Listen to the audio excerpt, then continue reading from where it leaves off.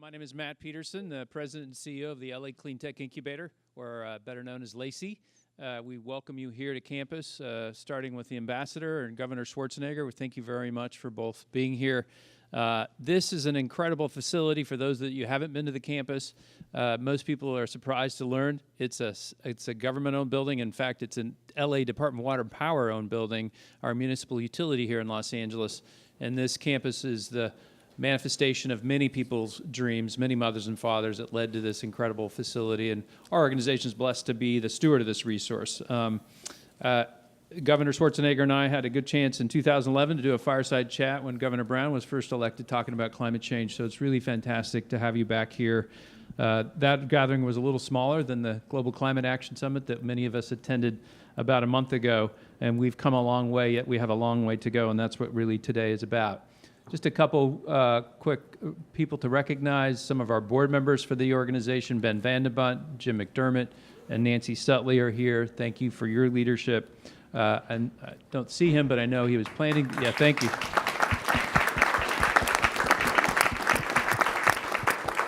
We recently launched our transportation electrification partnership with the mayor of Los Angeles, the county. I think Gary Giroux's here. Ron Nichols, the president of Edison, Mary Nichols, the chair of CARB, David Wright, the head of DWP, Metro, and Phil Washington. And we released our Zero Emissions 2028 roadmap, and hope that you'll check it out and see how we can work together as we move to a zero emissions future by the time the world arrives in Los Angeles for the Olympics.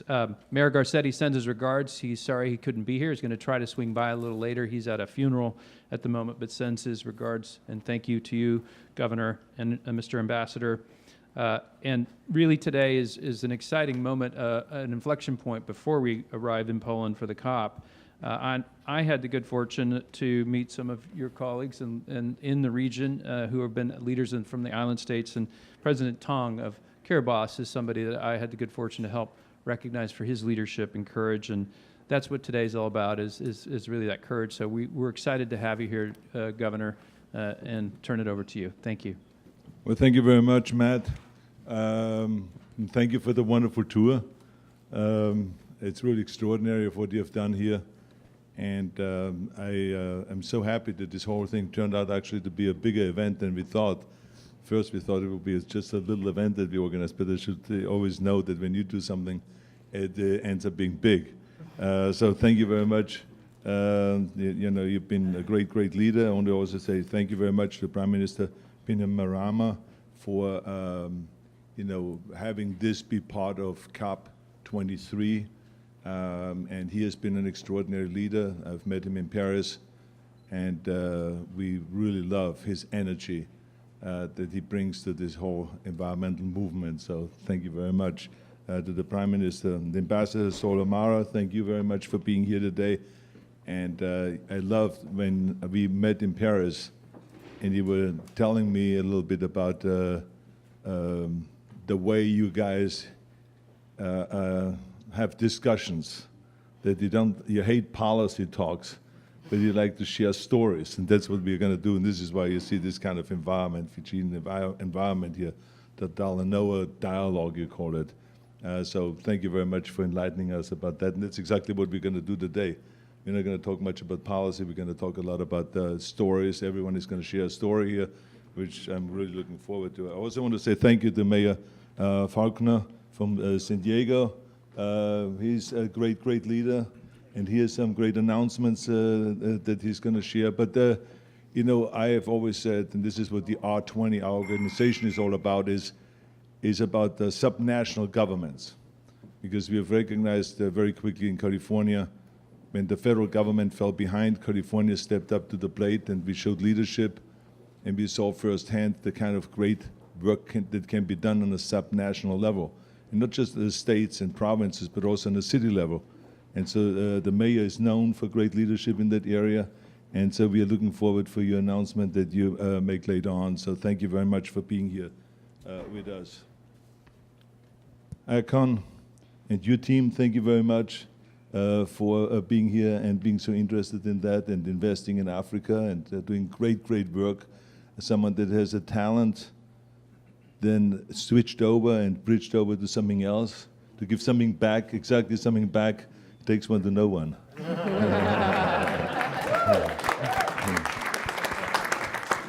No, it's really, I just love that. And because, you know, you was so, and are so popular and so big in the music, and then all of a sudden to have someone go and just really put all of this energy into giving something back to the world is just extraordinary. So we all admire you a lot, and we really appreciate you being here today, okay? So thank you very much. Then we have Professor Christian Schwarzenegger here. Can you believe another Schwarzenegger? Is there enough room for two Schwarzeneggers is really the question. But Christian is a cousin, and he's the vice president of the University of Zurich, and he's doing an extraordinary job over there. We're very proud of him. The whole family is very proud of him, of the great work that he's doing. So thank you very much for being here today. And of course, as I said, that we are going to continue now with the dialogue, and we are sharing stories here. This is what this is all about. And I think that we are, even though our federal government is not really moving in the right direction, but you know, when you see energy like this, and you see independent people going out and trying to do something about it, and cities and states and everyone working together, I think that we're gonna go and do a really extraordinary job here in America. And I always tell people when I give speeches overseas, I say, don't worry about Trump and about his lack of knowledge and interest in this subject. I say the key thing you should know is the rest of the country of the United States thinks differently. And we are marching in the right direction. And we're seeing progress all the time because everyone is chipping in and everyone is working together, the private sector, the public sector, and there's great energy there. And I think that the key thing for us is that we really communicate this subject the right way. Because I think that environmentalists, and Terry, you're one of those environmentalists that thinks differently in this way, but Terry has been my kind of a man that kind of taught me a lot of things about the environment and about clean energy and all this stuff. And we both have talked about it so many times that when people talk about global climate change, that it doesn't mean much to people. We got to talk to them so they understand what we are talking about. And so also it doesn't really excite people when we talk about the dangers that it creates, the pollution creates 20 years from now. You know, no one is worried about 20 years from now. People want to put food on the table today, and they want to survive today. And this is why it is important to talk more about what is going on today when we have pollution. And today, 7 million people die every year because of pollution. That's what we should be talking about. Because I remember that way back when I was governor, we could not convince the Californian people when we talked about global climate change to move in our direction.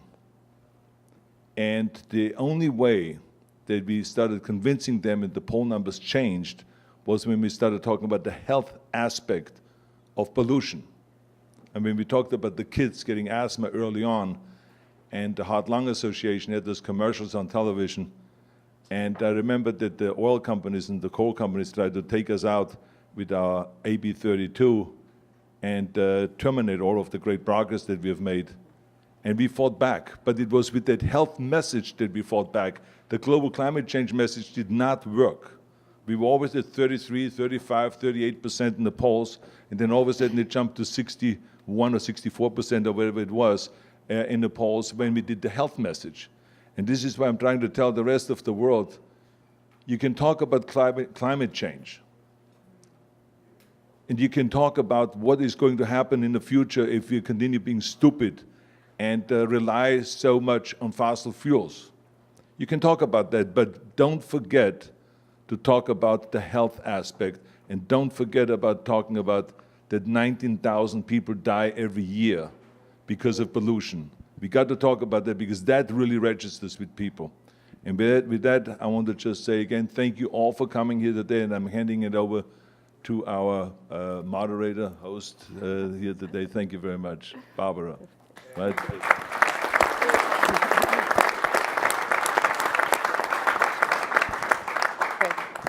Thank you so much. My name is Barbara Buchner. I am Executive Director at Climate Policy Initiative, a research think tank, and I'm also head of the Global Innovation Lab for Climate Finance. And it's a true pleasure being here with you today. I am here today to be the facilitator, to facilitate this Talanoa Dialogue and to make sure that we're building upon earlier Talanoa Dialogues that have been convened by the Fiji COP Presidency, and that we really learn from some of the previous stories and bring in all the elements together in order to find out how we can accelerate climate action. We're going to get started first with some welcoming and some messages from our dear friends from Fiji. I'm very delighted about that one, and I think particularly after having heard from such a leading voice like Arnold Schwarzenegger, the former governor, and a fellow Austrian, which makes me very happy, of course. I'm going to hand over to Ambassador Mara, and it's a true pleasure having you here. The floor is yours. Well, thank you very much, Barbara, and Mbula Vinaka, everyone. And welcome to this Talanoa, and I thank Mr. Schwarzenegger for convening this Talanoa session here. But before I give a little background on the Pacific Island concept of Talanoa, please let me first introduce a short welcome video from the Fijian Prime Minister, who's also the president of COP23, Mr. Frank Bainimarama. Bula Arnold, Bula Vinak, Bula everyone, greetings from Fiji, the hub of the Pacific and one of the most climate vulnerable regions on earth. Arnold, I want to thank you for convening this Talanoa Dialogue on climate finance and all of you taking part. I would dearly love to be there, but I'm fighting an election campaign in Fiji and we are hosting some stars this week, almost as big as you, Arnold. Their Royal Highnesses Prince Harry and Meghan Markle. But as Fijian Prime Minister and COP23 President, I want to say how much I appreciate you all embracing the Pacific concept of Talanoa and bringing into the urgent task of raising more finance for the climate vulnerable. We're looking forward to hearing your stories and taking your messages with us to COP24. As I continuously say, climate change is too big an issue to leave to national governments alone. We need the energy, the commitment, and the innovation of subnational players, the grand coalition that has always been the centerpiece of my COP presidency. Because this is the only way we are going to effectively tackle this crisis. The scientists have just told us that the goal of limiting warming to 1.5 degrees Celsius is still possible, but it is quickly moving out of reach. And we need to move a lot faster. And we need your help to do it. I want to pay tribute to Arnold Schwarzenegger for his own bold leadership of the climate struggle. As he once said about me, we are kicking some serious butt. And together with all of you, I know we can terminate the current complacency and lack of resolve and do what is necessary to protect the vulnerable and save our planet. Vinaka, as we say in Fiji, thank you to all of you, and hasta la vista, baby. See you later.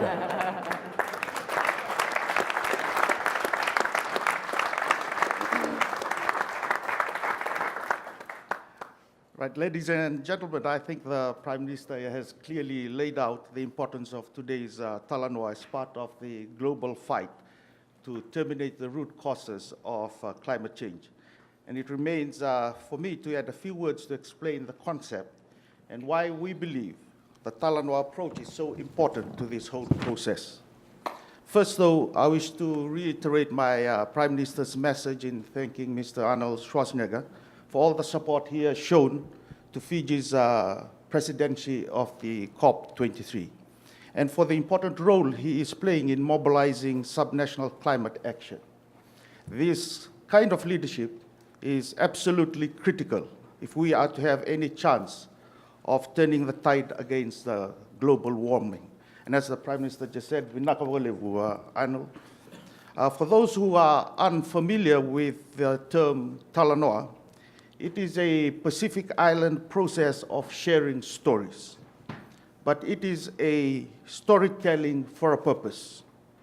The ultimate goal of the COP23 presidency this year is to use this Talanoa Dialogue process to give political leaders the encouragement, the inspiration, and ideas they need in order to revise their nationally determined contributions upwards. One of the things that is special about the Talanoa is that it gives us an opportunity to hear stories and perspectives that we wouldn't hear otherwise, to tell our stories and to listen to the stories of others, and in the process, be inspired by perspectives and insights we may not have considered before. As a Pacific Islander, there are few development topics more important than climate finance. For us, the need for innovative financing solutions is a matter of survival. Our ability to attract the finance we need in order to adapt to the impacts of climate change will in large part determine what sort of future our children and grandchildren will have. So friends, I look forward to hearing stories from such a distinguished group, which represents voices from across the financial world. As the Prime Minister just said, the resources and wisdom gathered in this room sends a huge boost of confidence that we haven't lost the fight yet. We can still achieve the vision of the Paris Agreement if we decide to work together and help countries urgently raise their game. Your participation today will also help us ensure that the critical role of subnational actors, states and regions in particular, is included in the official guidance we will present to political leaders at COP24.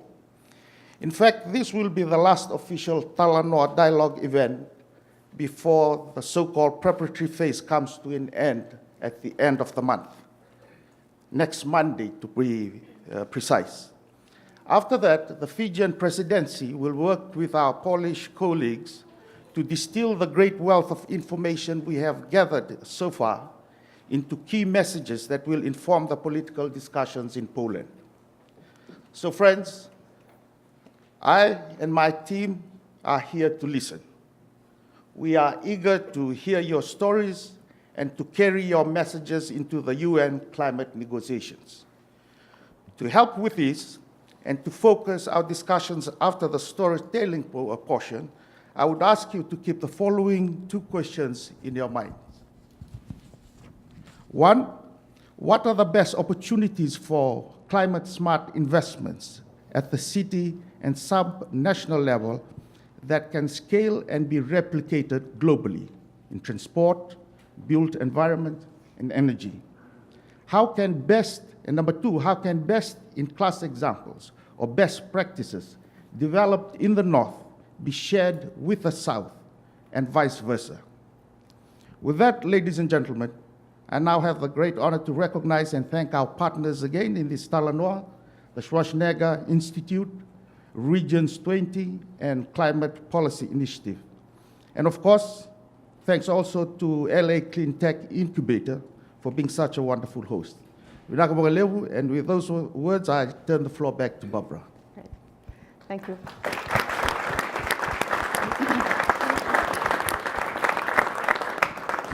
Thank you so much, Ambassador, and thanks so much to you and to Fiji for all the leadership that you've shown. I've been involved with efforts to shift investments towards a more sustainable economy since a very long time. And unfortunately, sustainable investment has far too often been considered as a niche issue. All you around this circle here actually are showing that you are very much trying to change this fact and really trying to make it a mainstream issue. And indeed, over the last few years, what we have seen is that more and more actors at many different levels and from different constituencies have really tried to step up and get involved. And there's growing recognition of the increasing and critical importance of shifting investments from a brown to a green economy worldwide. The goal of today's Talanoa Dialogue is really to learn from each other. No one has all the answers. What we're looking for is for fresh ideas that can inspire ambition, that can inspire climate action, and that ultimately can inspire really a higher scale of investments. And so what we are trying to learn here is how can we finance the road towards resilience? How can we finance the road towards net zero economies? How can we get there? So as the ambassador just said, we will be guided by two overarching questions. One, really trying to understand what are the concrete opportunities. And I think that links back to Arnold's opening story on you have to change the narrative. You have to show that there is real opportunities for investment here. It's not a burden, it's an opportunity. And the second one on really how can we share knowledge and replicate? So how can best-in-class examples that are being developed in the North be shared with the South and vice versa? So we're going to jump right into our storytelling segment now. After some initial stories from around the circle here, I'm going to involve others from the circle here. Again, we do want to embrace the Talanoa spirit here. It's an inclusive process, so we want to make sure that we hear all the voices here around the circle. But for that reason, I'm also going to ask you to be respectful and to stick to the 3 minutes for your opening stories. And I'm going to use my Austrian part again and making sure that you are sticking to your 3 minutes. And so with that, I'm going to actually start asking Akon, and again, it's a true pleasure having you here, and after all the leadership you've shown, to start with our first story.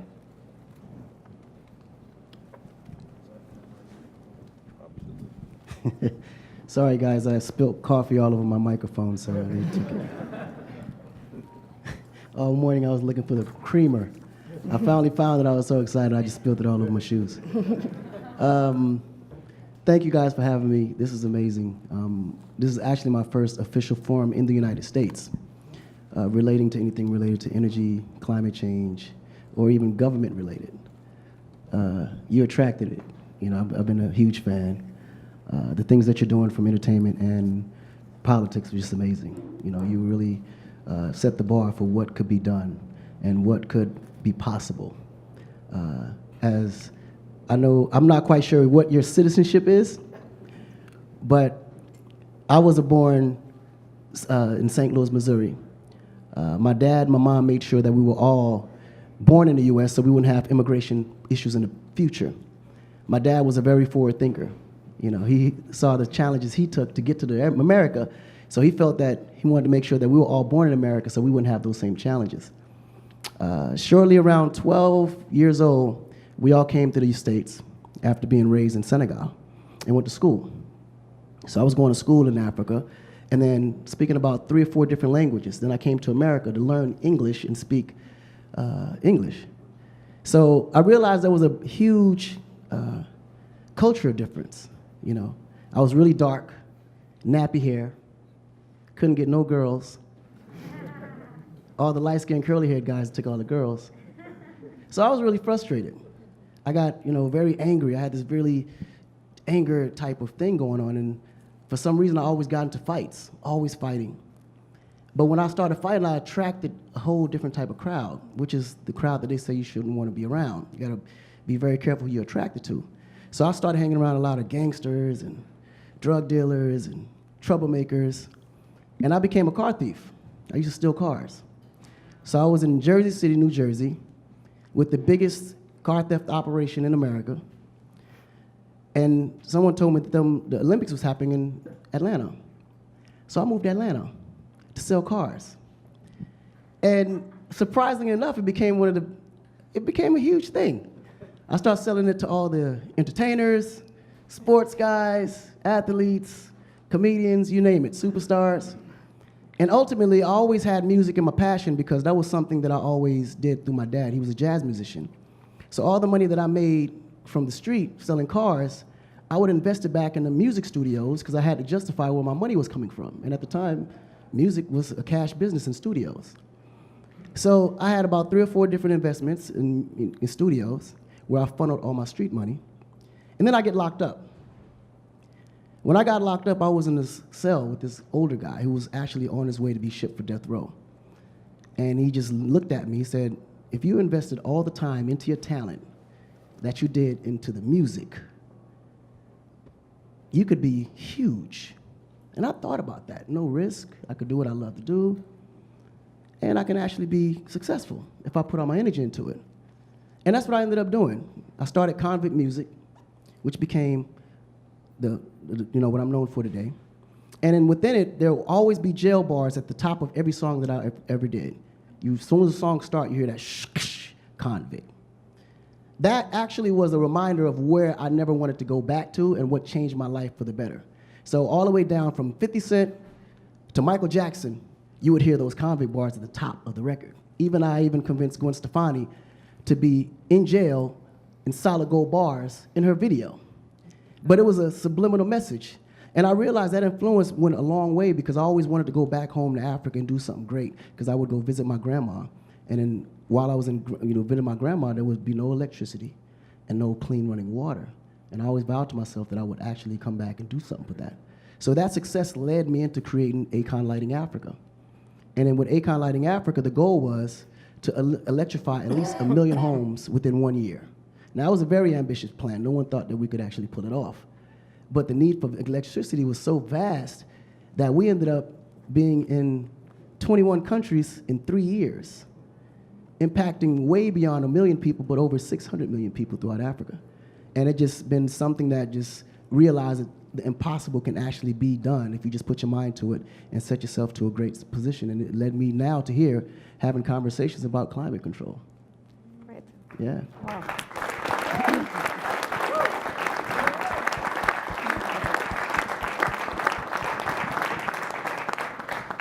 Thanks so much, Akon, very inspiring. I'm going to ask the audience actually not to applaud after each story, because I do really want to make sure we focus here, and then at the very end, we'll gather all your report. But I do want to kind of immediately jump to Mayor Falconer, who has some very exciting stories to share with us today, and clearly has been a big leader in San Diego. Well, good morning, and thank you for hosting us here. And Governor, thank you for your kind introduction. San Diego is a story of innovation, and particularly when we're talking about climate change, renewable energy, and bringing people together. So today I will be talking about our climate action plan, but most importantly, and this is the first time in a public setting, we have a press conference in San Diego later this afternoon, though, that I'm very proud to announce that San Diego will be the largest city in the United States to move towards community choice aggregation with a goal of 100% renewable energy by 2035. Okay, that deserves an applause.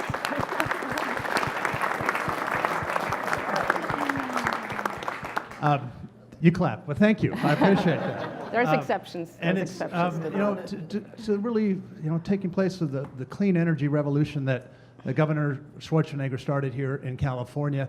And to your point, it is cities. It is cities that can help lead the way. That's where jobs are created. That's where our families are. That's where our kids are. And then in San Diego, just like throughout Southern California and everywhere, clean air, clean water, that's part of our DNA. That's part of who we are. And so to take a leadership position, but to do it thoughtfully and deliberately.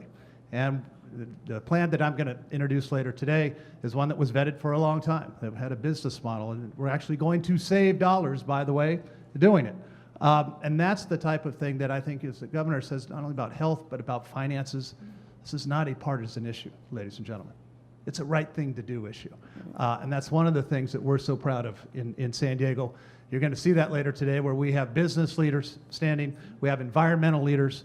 That's our opportunity. That's how we show what is possible. That's how we're going to create those clean jobs, the clean tech jobs to be here of the future. I know I'm preaching to the choir, but that's why this is so important, and that's why I'm honored to be here today with you all as we help set that tone in San Diego. We're proud of everything we're doing and even working with our utility, I might say. And that's a big part of what we're doing in terms of making that infrastructure, SDG&E, available for electrification of our transportation. That's how we're going to get our GHGs down to 50%, what we're doing. So a lot in San Diego. That's my 3 minutes. That's my story. I'm glad to be here. More to come, and thank you all for your help and support. I appreciate it. Let me actually hand back to Arnold, because you did mention on where the clean tech jobs were created. There's, obviously, Arnold, you've been at the very origin of why we have now all this movement here in California. So over to you. Yeah, Mayor, first of all, let me just say thank you very much. Because, A, you're a Republican, and it proves that you cannot put everyone in the same pot. Because there are Republicans out there that are smart, and that and that going in the right direction, and they don't see issues as a divided issue or as a partisan issue or anything like that. They see it as a people's issue. And it is wonderful and refreshing to hear that. And what's good about something like San Diego is when they go in this direction is not just for San Diego. When the mayor is going to the National Mayor's Conference, now I know I've been there to the Governor's Conference, the National Governor's Conference, it gets very competitive. And everyone is stealing ideas from everybody, and everyone gets inspired when someone is trying to outdo someone else. So when he presents this at the mayor's conference, I guarantee you all the other mayors are going to say, well, hell, if he can do it, then I can do it too. Because it gets very competitive. And therefore you are becoming a great inspiration, and not just a leader in San Diego, but statewide, nationwide, and worldwide. So thank you very much for the great work. Yes, absolutely. And I just want to say, Barbara, when people applaud, I think they should applaud. If you don't mind. No, because Akon, if I heard your story, I mean, it's an inspirational story. How someone turned around his life from taking from people to giving back to people. And that's a great message that every young person, any person should hear. And this is why I think people got rallied up and enthusiastic about it and applauded. So I applaud you for this great story and for the great life that you have led so far, and now giving back to Africa and trying to create all this energy down in Africa. So thank you very much.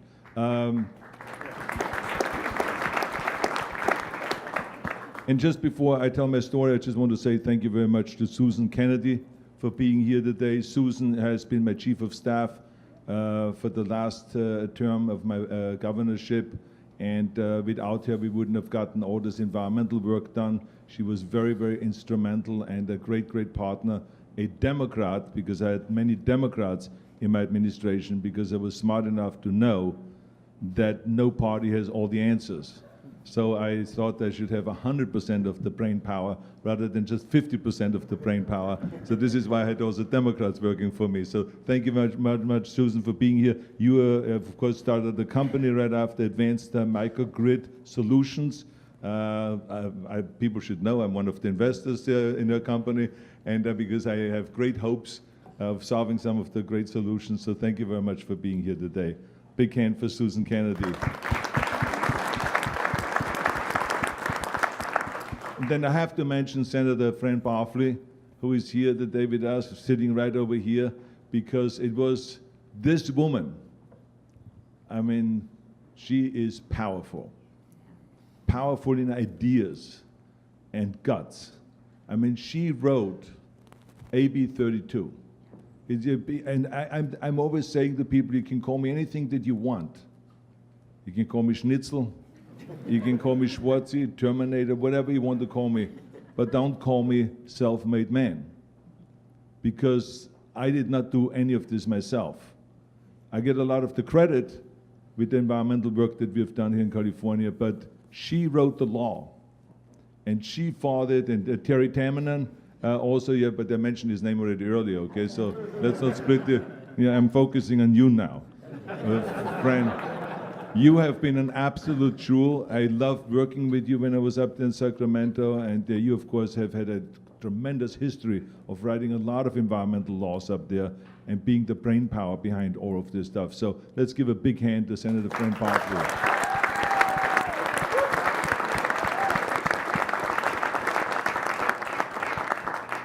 And then, as I said, that I don't do any of this stuff by myself. I want to point out Christoph Natal is here, who is the head of our R20 organization, worldwide organization. Thank you very much, Christoph, for coming over all the way from Switzerland over here and being part of this and doing such a great job with the R20. Big hand also to him.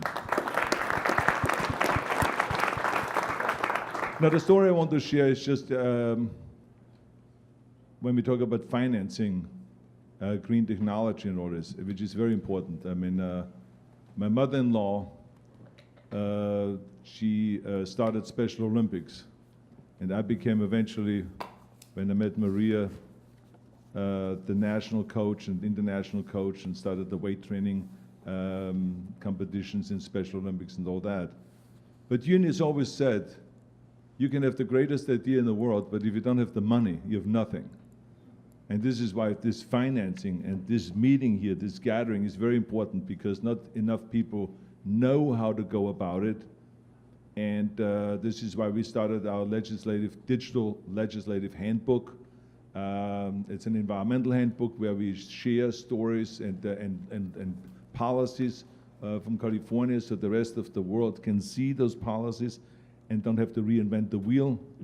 And we will continue on with the digital handbook to show people how they can get the financing, where all the brilliant companies are that can solve some of the problems, environmental problems and all that stuff, because we need to share that.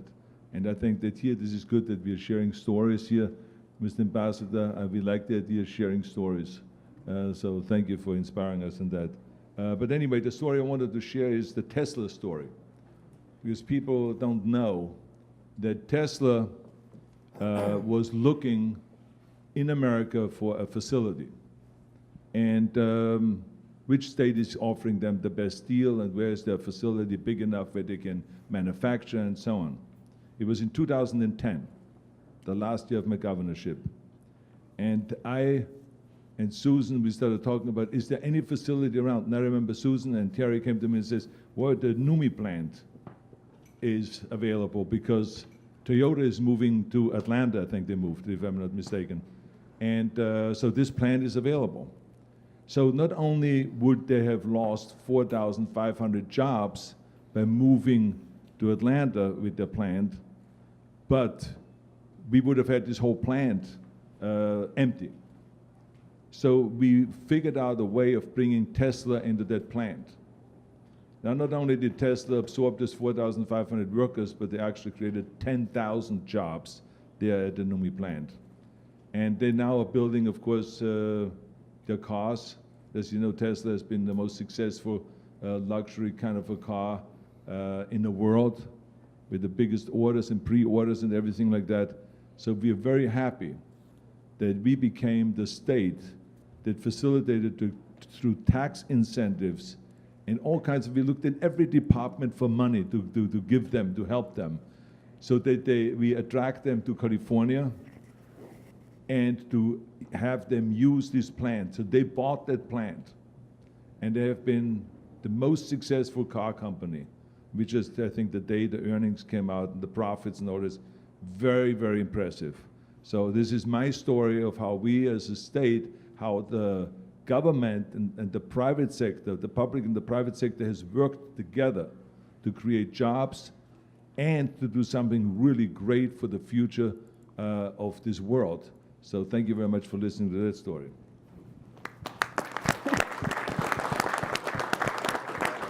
I'm embracing the clapping as well. I do think you're obviously very right. Let's embrace the clapping, because you're right. It is about inspiring. And if we don't have time to include everyone here, this is a process, so we will not stop today. So I think it's something that we will continue to hear the stories. But I want to build a little bit of where you've left off. I think California has very ambitious goals. You started it. What is left to do in order to get actually to achieving these goals? So David, you're here today. I'd love to hear more from you about that. It should be on. Is this on? Yeah? Okay. Good morning. David Hochschild with the California Energy Commission. I really want to thank the Fijian people for this tradition. This is precisely the type of honest exchange and listening that our society needs more of.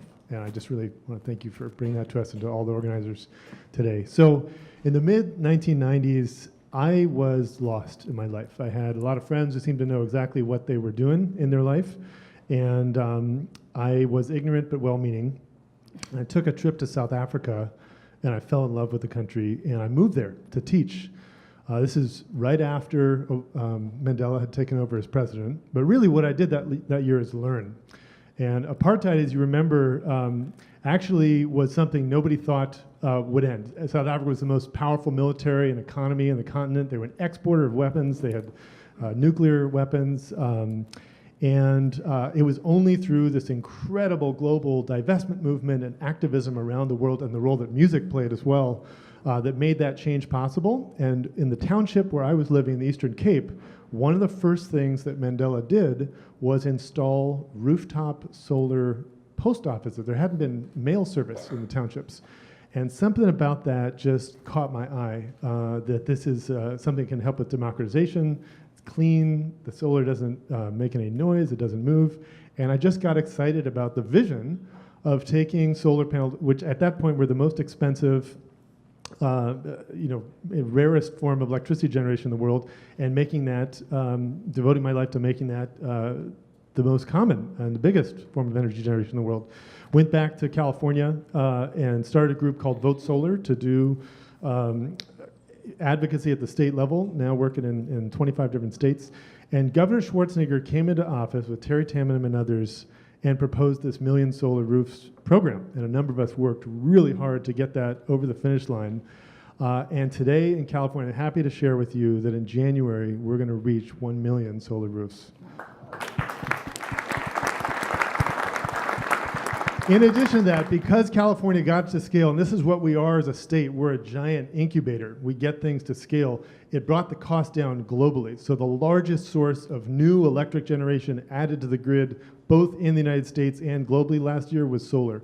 And in May, at my commission, we voted to mandate solar on all new homes starting next year in California. Incredible momentum. And to me, this is the model. We've got to focus, I think, on challenges. I think the next big one is, frankly, electric vehicles. We have to do for electric vehicles what you did for solar.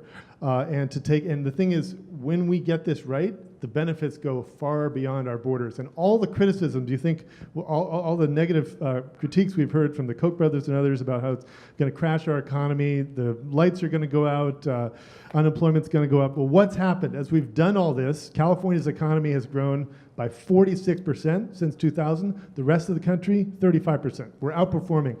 Unemployment has gone down to some of its lowest levels. We haven't had any rolling statewide blackouts since the energy crisis, and that had nothing to do with solar. That was market manipulation from companies like Enron. So half of what we need to do is just tell this success story loudly and clearly and around the world and focus on the next challenge, and I think that's electric vehicles. So thank you all for being here. Thank you. Thanks so much. And I'd like, before going to Terry, I'd like to go to Ken, actually, and just hear a little bit more, again, on the California success story. And again, actually, one of the reasons why I moved here a couple of years ago was because all of this leadership here. And love to hear a little bit more from you, Ken, on actually really the investment side. And again, I do think California has a lot to offer, to learn from on how to actually invest and incentivize investments. Well, thank you. Good morning. I'm Ken Alex. I'm a senior policy advisor to Governor Brown, who sends his greetings. And as the governors have often shared with each other, Governor Brown always says that his policies have built on Governor Schwarzenegger's policies. So thank you, and to Senator Pavley as well. I want to just talk very briefly about the massive investment California is making through the cap and trade program, another effort started by Governor Schwarzenegger and Senator Pavley. We now raise literally billions of dollars each year, all of which is invested in climate solutions. And that is required also by law that 35% of that investment be done in disadvantaged communities. And so very briefly, I just want to talk about one program which hasn't gotten a lot of attention that I think is quite innovative and has a lot of potential outside of California. We worked with the mayor of Fresno, another Republican, Ashley Swearingen, to create a program called Transformative Climate Communities. So instead of doing $1 million here and $1 million there, the idea was to take a very significant amount of money. It turned out to be $70 million in Fresno, $35 million in an area of Watts here in Los Angeles, actually right near where my dad worked as an optometrist for 30 years. And also an area in the Inland Empire. So the idea was, instead of working on one thing, that we would have a significant amount of money and we would work with a local community, and that community would invest that money and some additional funds in a whole suite of issues around housing and transportation and green infrastructure and workforce development, all of which would be aimed at reducing greenhouse gases.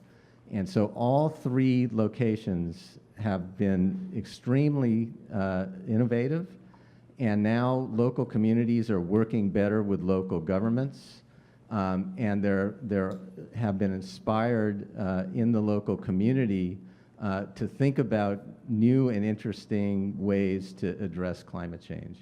And so this has been a very focused investment. We're about to do round 2. We're going to select 2 more locations this year. And I think this sort of a larger sum of investment has really helped get attention of the community, of the local government, and I think is allowing greater change. Right. Thank you. Thank you so much. And I think it comes back a little bit on how you can really bring it down to everyone. How can you communicate to everyone, every person on the street, why it is important? So I think it's a very big kind of effort of how you actually bring some of the money that is being captured on the federal level to the local community. Jerry, you're the man we've heard already, so we want to hear more about your efforts and your story. Well, success has many parents and failure is an orphan, so trust me, as Arnold said, it is thanks to many, many people in this room and outside of it. 22 years ago, a few miles from where we're sitting, a baby Pacific gray whale washed up on a beach. And over 36 hours, hundreds of volunteers worked to rescue that baby gray whale, get her down to SeaWorld, 120 miles south of here, where they nursed her back to health over a period of a year, released her back into the wild, and we have evidence that she survived and went on to thrive. They called her JJ. Now, JJ would normally have a 75-year lifespan. Their biology is very similar to humans. Why am I telling you this story at a finance panel? Well, that rescue of that baby whale taught me 2 things. First of all, those hundreds of volunteers were young and old, black and white, Republicans and Democrats. They came from every walk of life, rich and poor, you name it. They checked their egos at the door because there was a creature in need. And that, to me, exemplifies what Arnold is saying, is that if we can get the message across, if we can show people something that motivates them, that they will do that. They will come to the aid, in this case, of our endangered planet. But the other thing that that story taught me was that she will probably die of starvation by the age of 50, much as we're all saying, oh, we rescued that baby gray whale, and gray whales are no longer endangered. The truth is, because of climate change, we're acidifying our oceans. We're making them more acidic, the only species ever on this planet to be powerful enough and stupid enough to change the chemistry of the ocean, and that is wiping out her food source in the Arctic and making it harder for those creatures that she eats to form. And so in 50 years, she and her species will probably be endangered once again, less than 50 years. So that motivated me, and along with other things, to go into public service, to be a Democrat who joined a Republican and said, we've got to solve this. And finance, it seems to me, over my years in public service and with the R20 and now with the Leonardo DiCaprio Foundation, finance has always been the missing piece. We've had technology, we've had policy that can help enable and drive the technology, but the finance has been the piece that has been the slowest to come to the table. So very quickly, 2 examples that show that we can do this again by cooperating. In Fiji, the DiCaprio Foundation, working with the Fijian government, put together a small trust fund that allows remote villages, rural villages in Fiji on remote islands, to replace their diesel generators for their small microgrids with solar battery-powered systems. And then, because they're paying a lot for diesel, instead they pay to repay the solar battery-powered system generator, and when it's paid off, they have free energy after that, and then that money can be loaned to the next village and the next one. So that money will finance projects in perpetuity. The second one, even larger, that we worked on with the R20 was when the city of Rio de Janeiro and other cities came and said, hey, we want to replace our streetlights with LEDs that will save 70% of the energy and therefore reduce emissions by that amount from the power, but we can't afford it. We don't have the money to do it all at once. And so we put together a special purpose finance vehicle, $500 million, to help 13 cities replace their streetlights with LEDs. And then again, when that money gets repaid, it can be loaned to the next city and the next city. There's 5,600 cities in Brazil that can now have access to that fund.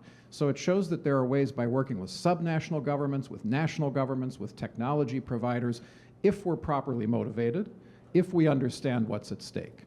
And that, in fact, we can do this, especially in mechanisms that are not just one-time finance, but will be a gift that keeps on giving. Now, those of you that know me know that I also care about a guy named William Shakespeare. Shakespeare said that nature's bequest gives nothing, but doth lend. And so when nature calls thee to be gone, what acceptable legacy canst thou leave?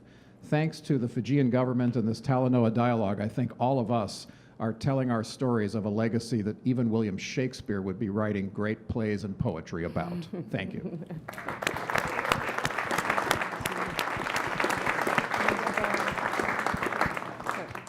Can I get a mic here? Sorry.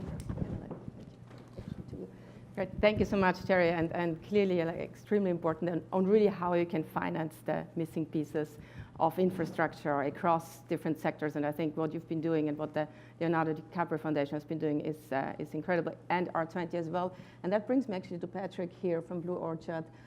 Why is a private equity fund actually interested in coming into this game? I mean, this is exactly what we need to attract. We need to attract mainstream investors. So Patrick, your story, please. So how many of you have investments in something that you would call green? How many of you have investments which you call green and are in a developing country? Far less hands go up. Huh? And this is basically what Blue Orchard has been doing for nearly 20 years. We have invested more than 2,000 investments in more than 85 developing countries over the last 20 years. And we have really proven that you can make profitable investments in these countries and earn money as an investor by doing good and at the same time achieving financial goals. But this is not the story, although it might be an interesting one. But 2 years ago, I was introduced to a brilliant guy, and he showed me a list of 600 projects, renewable energy, energy efficiency, waste management at the sub-national level. And when I saw that list, I find it pretty impressive, almost incredible. And as an investor, we're always a bit kind of hesitant and critical when we saw things that looked too good. So I asked him, can I get more information on these projects? And then he said, yeah, sure. It's all on our website. So, wow, okay. So I asked my team, my analysts, to look into these projects, and really everything was there on the website, the data set with expected returns, expected capital investment, and so on.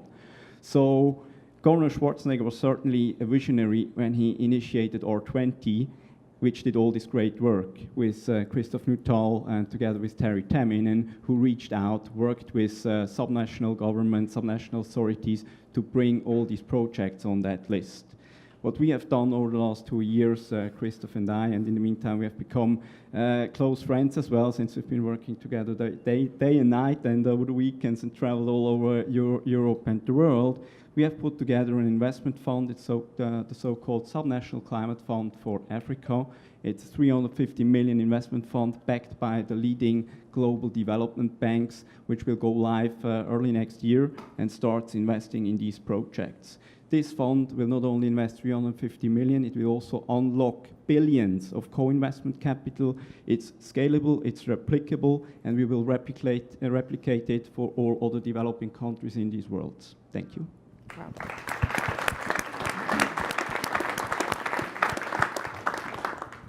Thanks so much for that. I think that is really an amazing, and I'm looking forward to hearing from Christoph a little later also on how we can replicate that and what's the lessons from R20. But I think this is exactly what we need. We need to make sure that we can use the public money that is out there most effectively to unlock private capital and do that in emerging economies. But I know, Christian, we've heard from the Schwarzenegger clone already a little bit before. I think I'd be very curious to hear from you a little bit more the science perspective. Again, you are leading really important research in Zurich, University of Zurich. What is your perspective? What's missing there, and how can we add to the story?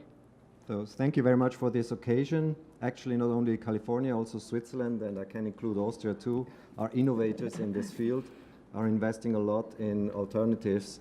And when it comes to science, I want to start my story by telling you I have recently boarded an airship. It's like a flying cigar. It's very interesting. It's the best way to fly, you know. It's like being on a cloud. And I was part of an experiment to observe the water surface. It's a high-resolution camera that is used. It costs 1.5 million to do this, or to produce this camera. And it can detect plastic particles on the water surface. Now this will gonna be used on a satellite to monitor the waste, plastic waste in the oceans. And it gives us precise information on one kind of square meter where this waste is moving, where we can detect it, where we can do something against it. Something that picks up your argument. So I thought, wow, it was not only a super feeling to be in this flying cigar, it was also fantastic to be part of this experiment. Let me tell you something else in medicine. We are doing research in Alzheimer at the University of Zurich. We have a team, and I'm very proud that Christoph Hock is among us. They are working with an antibody therapy to clean the brain from the plaques that destroy our brain. And we are now currently working together with another team to combine this technology with stem cells.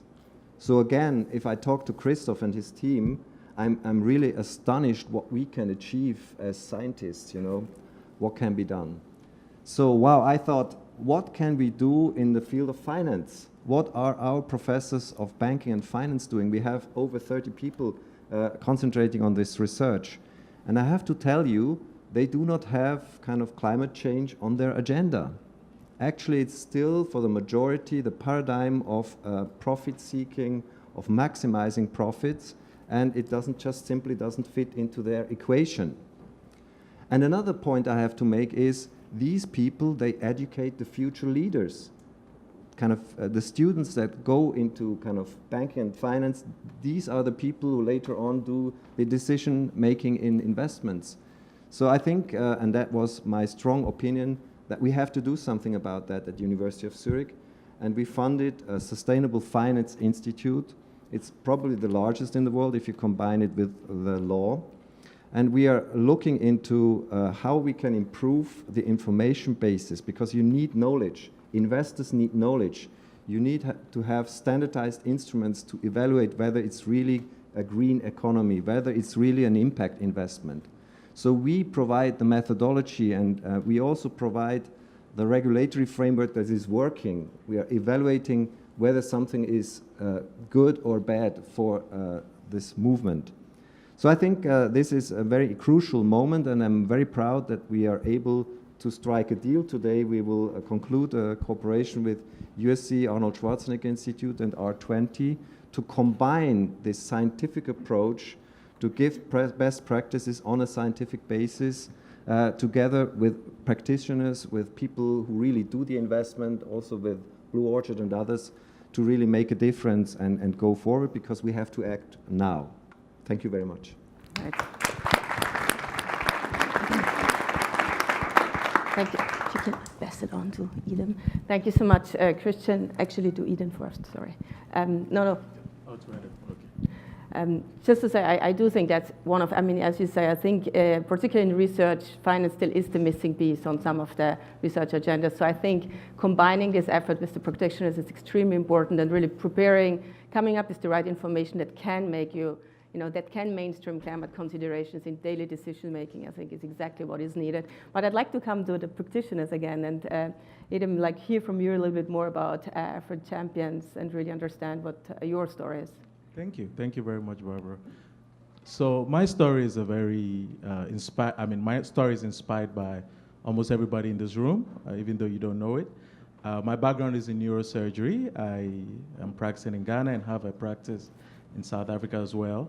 My hospital, Capital Hospital, is actually, I believe, one of the best kept secrets in the world. We're pioneering research in stem cell and using new protocols of combining, if you like, alternative medicine with conventional medicine to provide treatment for cancer and leading in stem cell research as well. But what brought me into climate change started from my days in medical school in Israel, where I was studying, where I used to go to drive around and see all these solar panels in houses in Israel that were being used for water heating.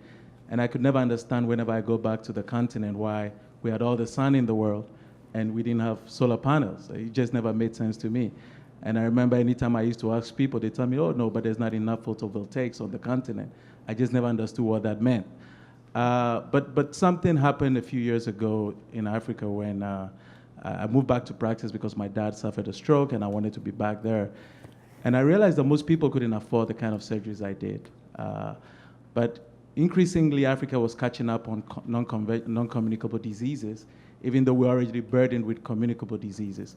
So lifestyle diseases like heart attacks, cardiovascular disease, etc. And I went to the Minister of Health and said, is there a way in which we can begin to put more money into prevention? And we couldn't talk about prevention without talking about the environment, because like the governor said, when I began to see that our health was a reflection of our environment, we eat from the environment, we drink from the environment, we breathe from the environment. And a lot of the consequences of our health was as a result of our disregard to the natural dictates of nature.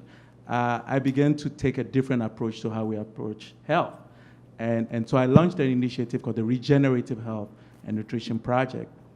I managed to get enough countries to come on board at community levels to begin to develop health programs from preventive levels. And then we got plagued by, if most of you remember, the Ebola epidemic in West Africa in 2014. And I got tired of looking at African leaders going around begging for gloves and etc.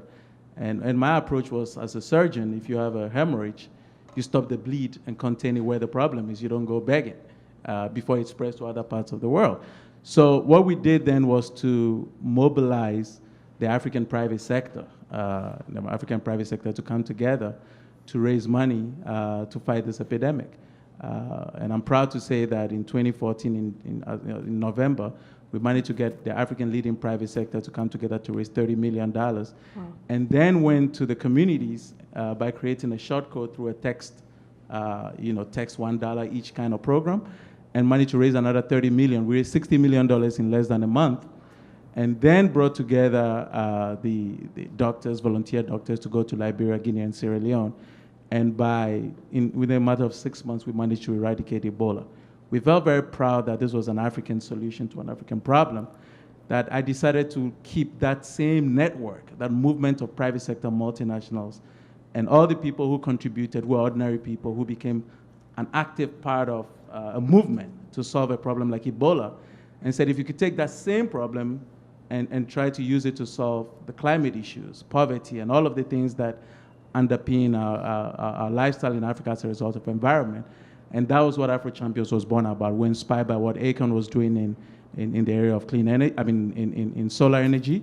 And we saw all these models that we felt were encouraging, that Afro Champions grew as a result of that. So Afro Champions is a body of African multinationals that we brought together, who in the last 15 to 20 years didn't exist, but are creating incredible, amazing companies who through their cross-border operations are revolutionary technologies on the continent. It's chaired by a gentleman called Dangote in Africa. And we now have partnered with the Sub-National Climate Fund because we feel that whilst the rest of first of all, one, great ideas without financing is hallucinations, and Africa keeps going cap in hand begging. But we think that there's a lot of resources we can already mobilize on the continent like we've done with Ebola, which is what we've done by bringing African multinationals and private sector champions to partner the Sub-National one. Two, is also to say that whilst the rest of the world is trapped in the idea for development, which is that you've got 10% of the population in the world who have really contributed very quickly to the mess that we find ourselves in. Africa cannot afford to try to copy those wrong models. The rest of the world, I always say, is at 100, trying to cut back to 25. They want to go to renewable. They want to go to prevention. They want to go to organic. Well, Africa is at 5. Africa doesn't need to go to 100 trying to follow that idea for development that has messed up the world in 15 years by destroying 50% of the microbiome that our lives depend on for existence. And I always say that if the most valuable thing we have on this planet is the life that we have, then there's only business we need to focus on now is how to protect everything that our lives depend on for our existence. And we believe that if Africans can just stop and not continue to do what, because whilst everybody's trying to come up with the new technologies, etc., they're just practical things we can begin to do by the way we eat, by the way we look at our environment, by our forestation programs, the things that don't really cost a lot of money, that we don't need to be repeating so that you don't create solutions only for us to create new problems. And because those fundamental changes are very hard, we in Africa are taking the prerogative to be part of that conversation now. And that's why we've partnered with the Subnational Climate Fund to take this to local communities on the continent. Thank you very much again.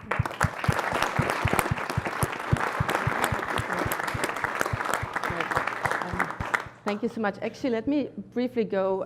First, I'd like to hear a little bit about Asia rules and what's going on there. So yes, Masa, you're here with us. And then we're going to go to actually hear a little bit more about the transport sector. But I'd love to hear your perspective. Again, we've heard about inspiring stories for Africa. What can we learn from Asia as well? Thank you very much. My name is Yasu Yamamoto. My background is a venture capitalist in the Silicon Valley right now. And I used to work at the Bank of Tokyo, Mitsubishi Finance, and also the Google. And I'm originally from Japan, where a corporate responsibility, social responsibility investment is booming, green bond is booming. Also, the SoftBank, Masayoshi Son, is investing in the solar power, solar energy. So politically environment is very friendly for the climate change solution. And my story is almost 35 years ago, one airplane crashed into the beautiful mountain. That is from the Haneda Airport. And my father, he's an organic chemistry PhD / entrepreneur. Was on the board, and he died in the airplane crash. That is the biggest single airplane crash, and I was 4 years old, and I was struggling to combat the difficulties in the life, and but so many people supported me, so that's why I want to give back to community. So I want to support the fragile people in developing countries such as East Timor, Cambodia, Myanmar, now Burma. And I was working at the Ministry of Foreign Affairs, and what I found out is they want to develop their economy, but they need to they need to increase the carbon emission. So they need to balance this kind of dilemma. So I want to solve this problem, and I thought I need to learn more about finance and technology. I think just finance is not enough for solution. So that's why I now became a venture capitalist. So, with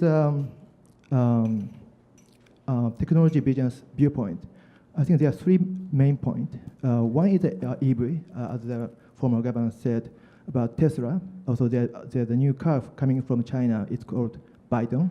Also, there's Nissan Leaf. The Nissan North America is also handling the new project. And number 2 is the sharing economy. Let's say Uber or Lime or this kind of sharing economy, it's definitely reducing the carbon emission.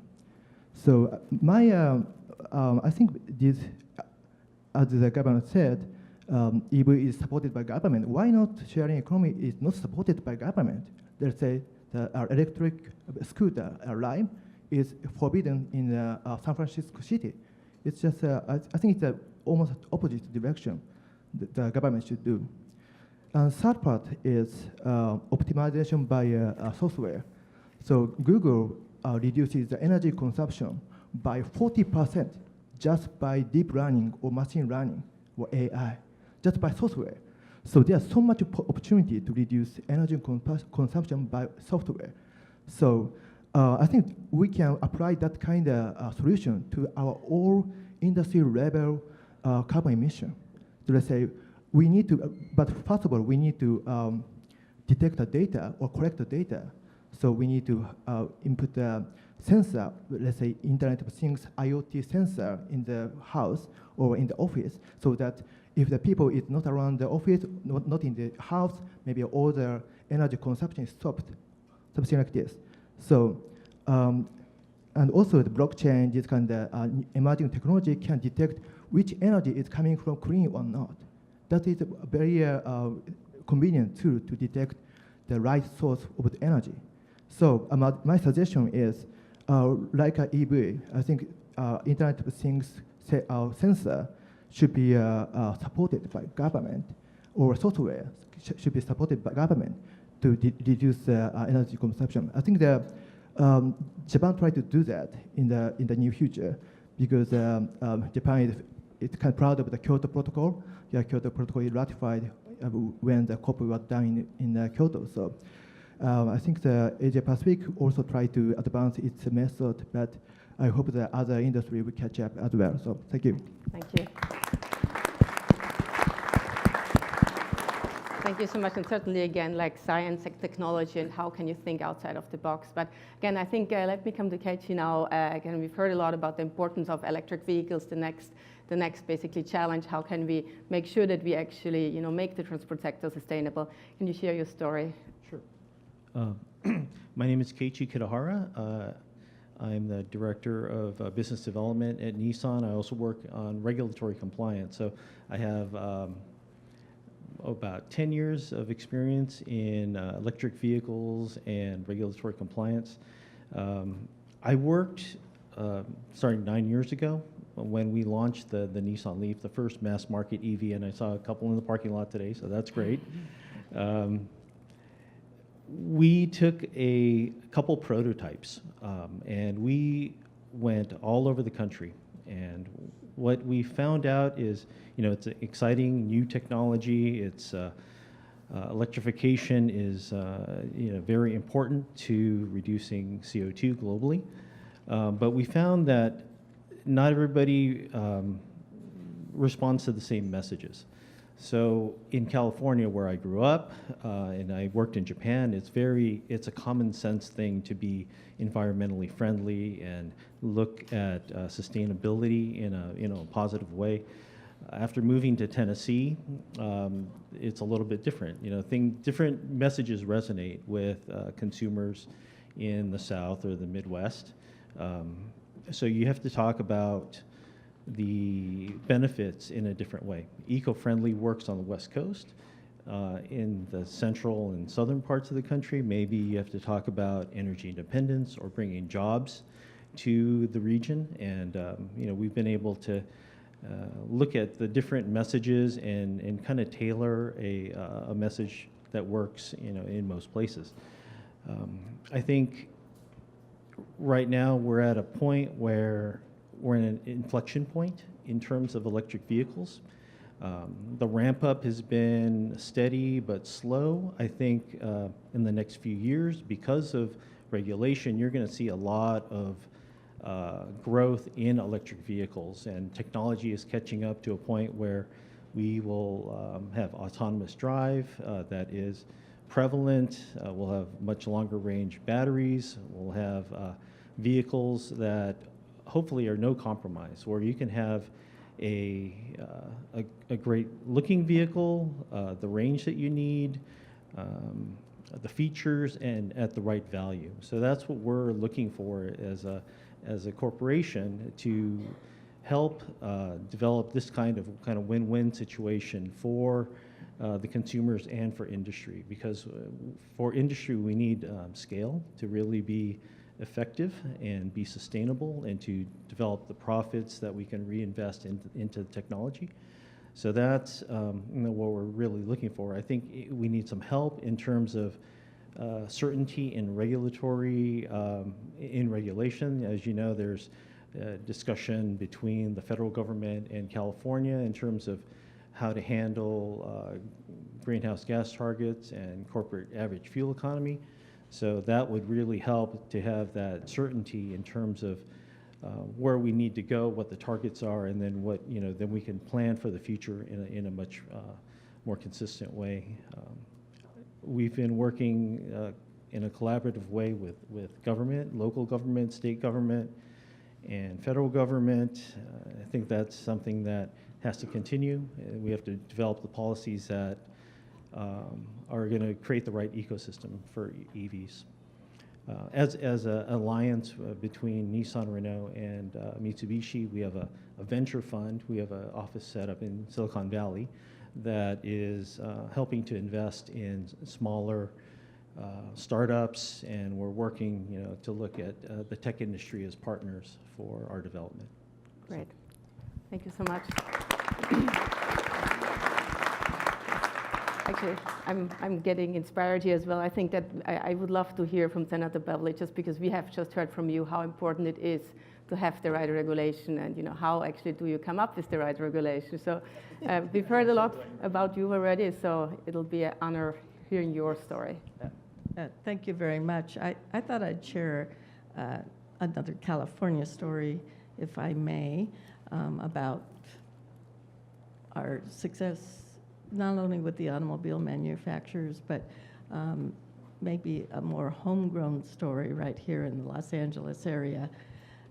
It was brought to my attention several years ago, I think, Governor Schwarzenegger, when you said quite frequently, you don't have to choose between a healthy environment and a sound economy. You can have it both ways. Well, yesterday I was at this biofuel company, not too far from here.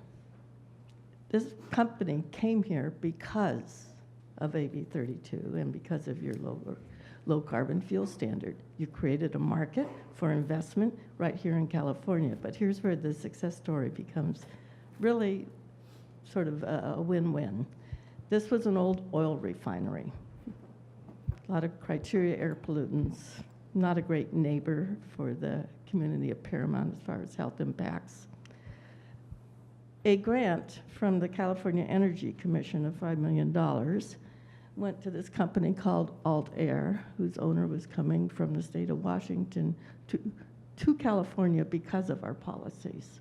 They repurposed this old oil refinery. It's now a biofuel refinery.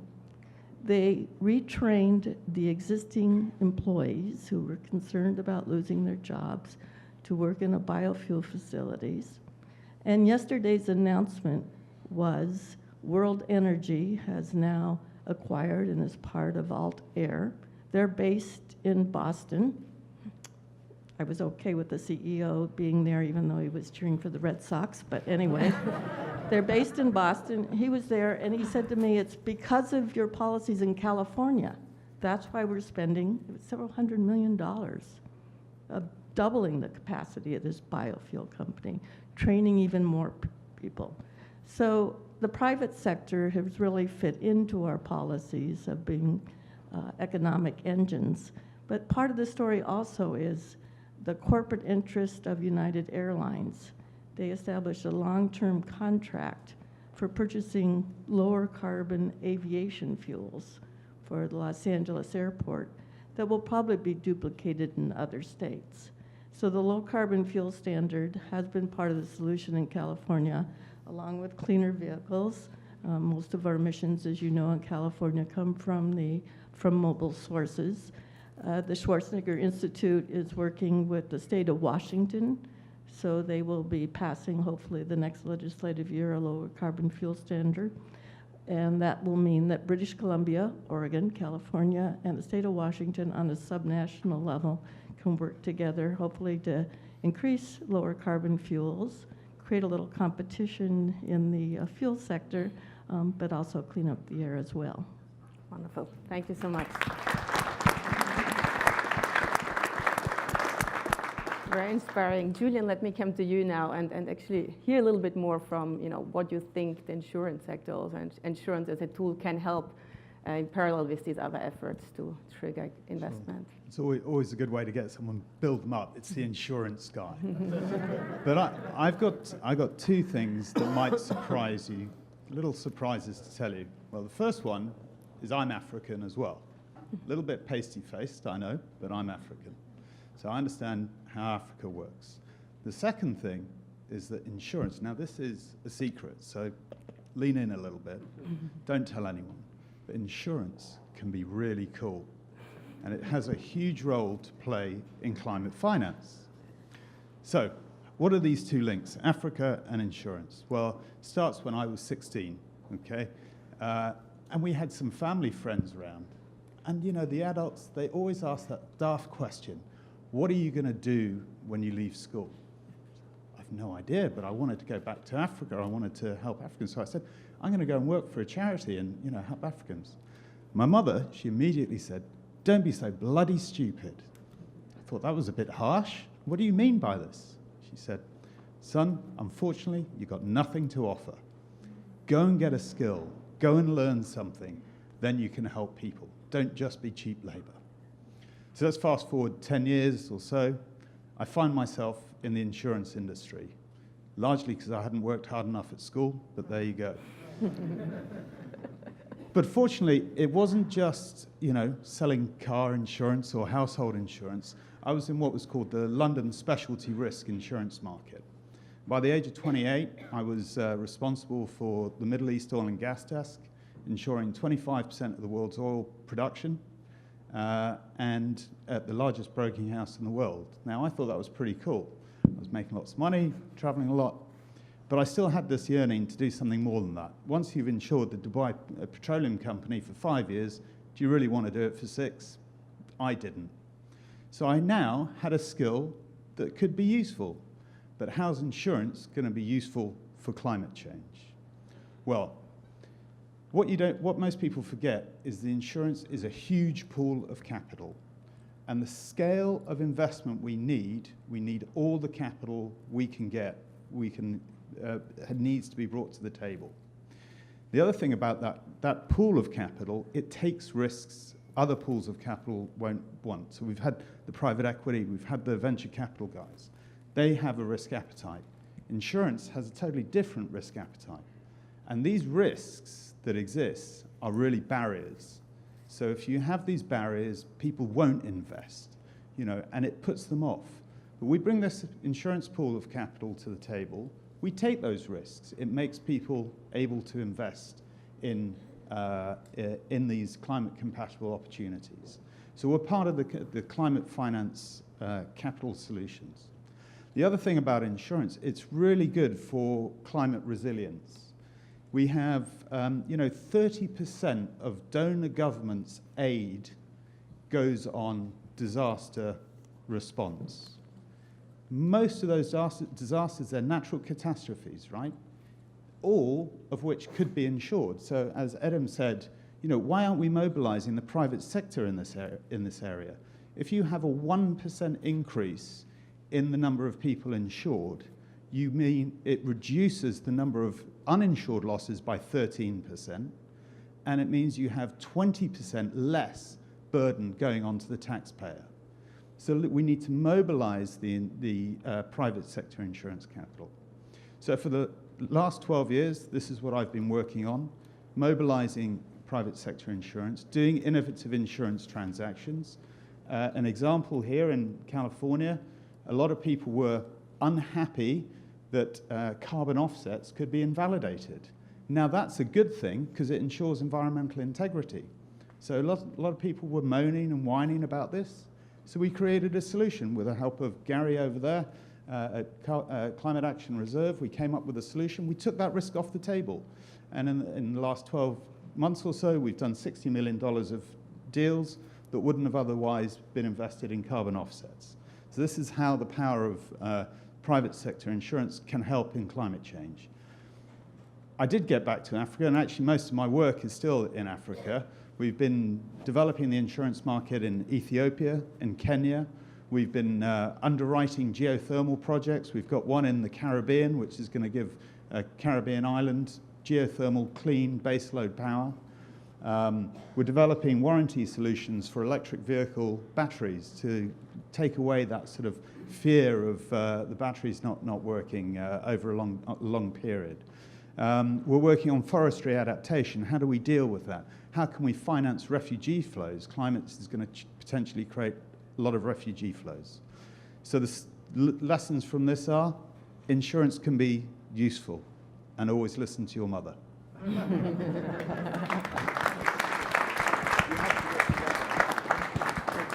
Thanks so much, Julian. An inspiring story as well. And I think I'd love to get to Rampa now. I think we've heard, the importance of having different capital providers, private sector, people, public sector actors around the table. Philanthropic capital is critical here. And again, we've heard a little bit around already from the circle here. But what is your story, actually, in terms of?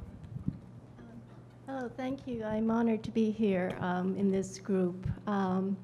I thought I would share a little bit of my personal story since this is a Pacific dialogue. I actually grew up in Tahiti until the age of 16. My father was an American, but he moved there after World War II. So I grew up in the mountains and out in the ocean on an outrigger canoe. And at the age of 8, we sailed across the ocean, my family and myself, from Tahiti to Hawaii. This was an ocean journey which took 3 weeks, and you were out in the great big blue with the squalls and the dolphins bow riding. So out of all of these experiences, I developed a great love of nature and creatures and the people. And I eventually moved to the US, where I became engaged in the environmental field and philanthropy, as you said. And after a few years, I realized that all the important decisions for the things that I cared about were happening at the policy and political level. So I went on to serve for 18 years on the board of the National League of Conservation Voters. This was at a time when, back then, not much of the resources that were going into the environmental field were going to politics. That is starting to change now, and helped to grow that organization and the political clout of the environmental movement. As we all know, it's hard to get anything done at the federal level right now. However, I would like to note that in the tax legislation that was passed in 2017, there was a bipartisan initiative to establish a tax incentive for something called opportunity zones. This effort is currently underway. These zones have been established in all the states, and funds are being set up as we speak. There is potentially billions or tens of billions of dollars which will go into low-income and disadvantaged communities. And I think this is a great opportunity for all of us to help promote green infrastructure and low-carbon development. And it's also one of the few areas where there is bipartisan work and agreement. So with that, I'd like to thank all of you, Maururu, which is what we say in Tahitian. Thank you very much. Great. Thanks so much. Okay, I'm Jim McDermott. As I listened to people talk today, I run a private equity fund called the U.S. Renewables Group that I've run for the last decade, actually 15 years. I was listening to you guys talk, and I realized that sometimes you have to go all the way around the world to run into people that you already know. And so Arnold, you may not know this, but I've been your neighbor for 14 years. I'm at the bottom of the hill there, so it's nice to meet you. And I wanted to say thanks for all the work that you've done. And Fran, the other thing that's actually quite interesting, the CEO of Altair is my college roommate, Tom Todaro. So I was thinking about sort of how small the world can be. I thought I'd share a little bit about my story and sort of how I got to what I'm doing. And it actually starts with, in 1991, I got recruited. If you have an undergraduate degree in philosophy and mathematics, you're not really qualified to do anything. So I got recruited into an investment bank. And I proceeded to fail the finance exam because I'd never taken accounting. But they had a bond math class, and I got 104. And the next thing I knew, I was a derivatives trader and a bond trader in the energy sector, which is a highly quantitative job. And so my experience of clean tech and the environment began with effectively a very wrong call I thought that we would buy a $100 million bond of a municipal financed waste to garbage facility in Tulsa, Oklahoma, which was trading for $50 million. And I told my boss, this is going to be a great buy. We're going to buy it. It's going to rebound to $100 million. And he said, great. So we bought it, and it went bankrupt. And I got sent to Tulsa, Oklahoma to turn around a half-built waste-to-energy facility with the promise of being fired if I didn't deliver. So off I went. And in the course of that, I was immediately immersed in power plants and the environmental issues surrounding them and what turbines are and all these things that I didn't know anything about. Anyway, long story short, I got the plant turned around. I negotiated with the air board, all these wonderful things, which was sort of a trial by fire. I got the bonds to rebound to par, and I sold the equity for a bunch of money, and I got a very small bonus, and I thought, that's like, finance is a great tool, but it seems like it could have a much broader impact rather than just sort of making money. So eventually, and this goes to the policy, I'd been watching very closely what was going on in the state of California and the promise of renewables and clean tech, and I thought, you know what, I'm going to leave New York City. I'm originally actually from Seattle and Los Angeles, and I thought I'll go back out to California. And I got here, and the policy had gone very, very wrong. It ended up in Enron and a number of other things. But I kept looking and kept reading, and it became apparent to me by about 2002 that really carbon in the atmosphere was going to be sort of the defining issue of our age, but no one cared. Going to exactly what you said, I would have go to these dinner parties, and I'd tell people, like, you guys should really care about this, and everybody'd say, whatever. And what became apparent to me at that point was that you had to think about it in different ways. And the concrete example I would give to you of this is that I started looking at oil and gas. Carbon monoxide and hydrogen are the two base inputs when you want to make a long chain hydrocarbon like diesel or otherwise. And I was doing a calculation in about 2003, and I figured out that the amount of material that was being landfilled into US landfills, if you did it on a carbon and hydrogen basis and then converted that back into diesel, represented about 30% of all US consumption. And I thought to myself, my God, we're the Saudi Arabia of garbage. And so I got on a plane and I flew down. This is by about 2007. I flew down and I just badgered the guy who was then the CEO of Waste Management. And I said, if you can reposition this company as an energy company and not as a waste hauler, I can show you how to turn a company that's got $15 billion of enterprise value into 60. You don't have to believe anything in climate change. But what I guess my thought around all of this is that one of the things that's great about these types of things is that trying to figure out in climate change from a financial perspective, how can I create benefit out of what other people view as a waste product or otherwise is an enormously powerful tool, because one man's garbage is another man's jet fuel. And I actually have a company that is actually, because of the policies that you guys have enacted in the state of California and all the rest, that actually qualifies under the low carbon fuel standard and makes jet fuel out of garbage. And it is being constructed with a municipal bond financing that we did that was insured with a group called New Energy Risk, which is basically a monoline insurer. And these are all financial tools that have been around forever. And I guess what I would say is that my story around this is that it really is possible if you can think about, sort of heretofore people have always thought of garbage as waste. It actually has value if you can repurpose it into higher value added products. But in doing that, you end up having to have the right policy, you have to have the right financial tools, and you have to have sort of an ecosystem and an environment in which that's possible. And what I would say is that, you know, in conclusion, is that these types of sort of, you know, the policy, the finance, and the technology have to be woven together into a single coherent strategy, or you'll never get there.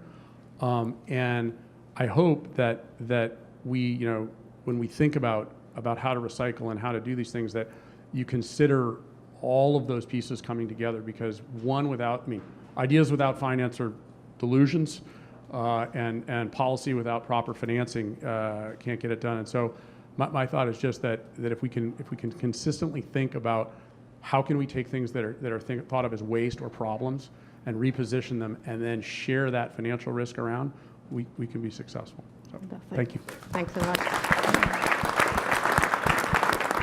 Thanks so much. Very inspiring. And I think in addition also it is good to learn from the failure stories. I think it's not only success stories. I think, the 100 billion bond that you went on, I think that's really how you can learn also from what has not worked.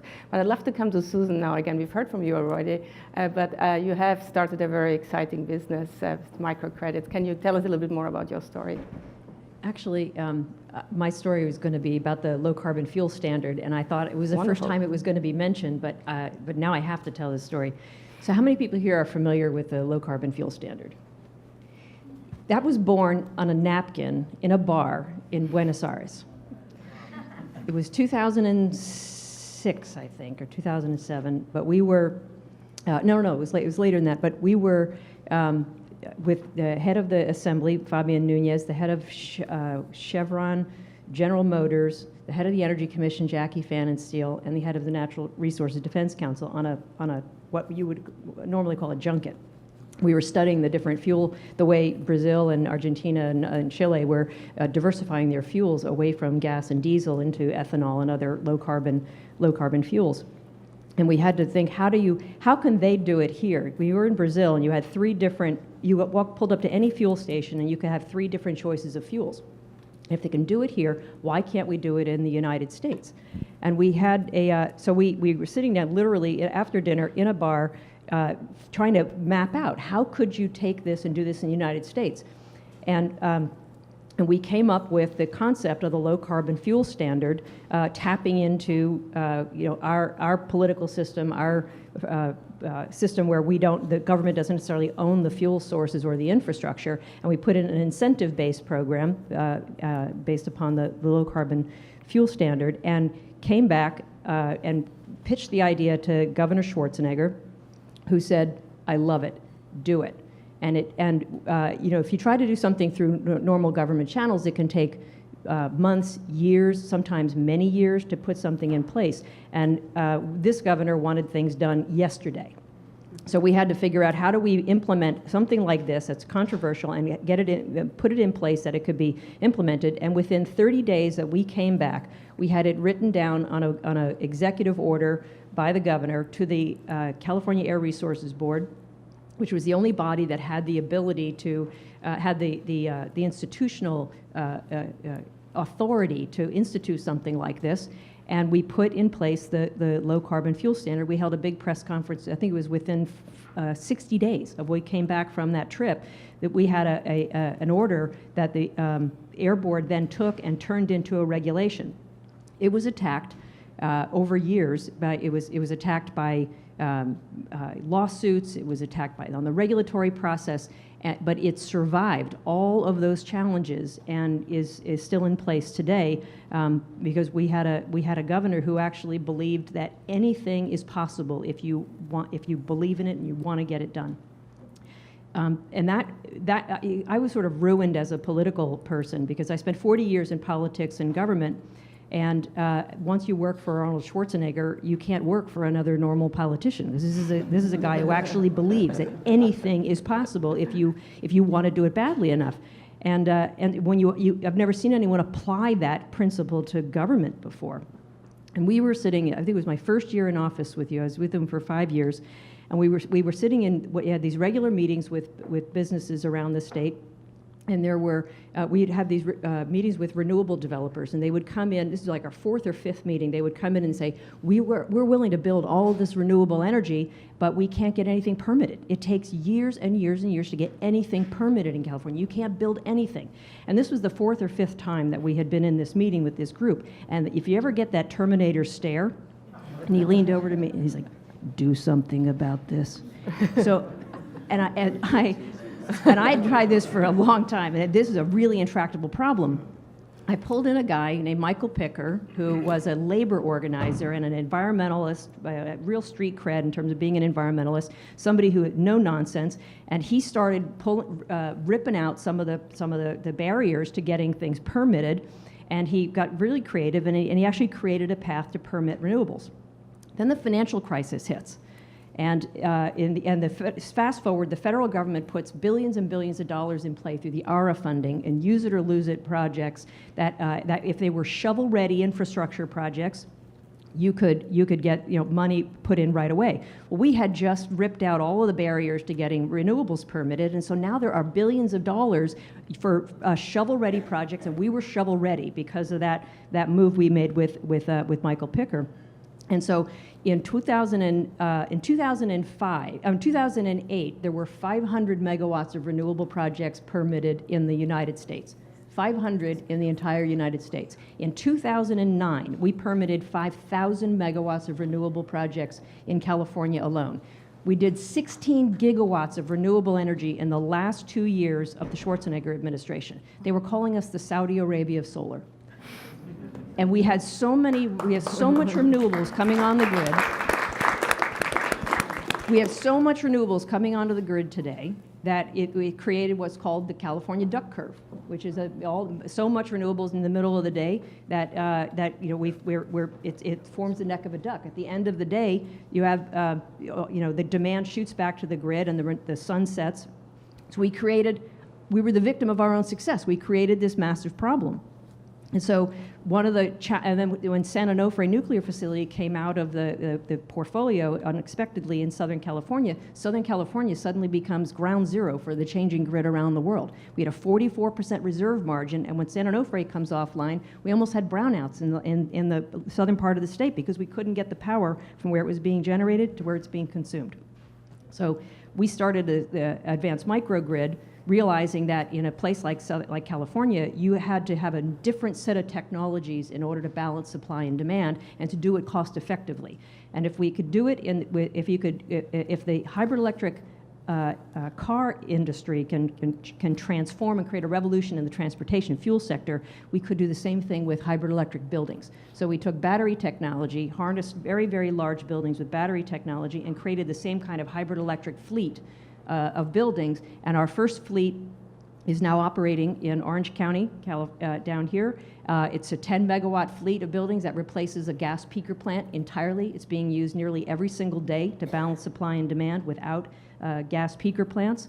And Arnold Schwarzenegger was one of our very first investors. And the software now that is running that fleet of buildings, we're now in Australia, the UK, Brazil.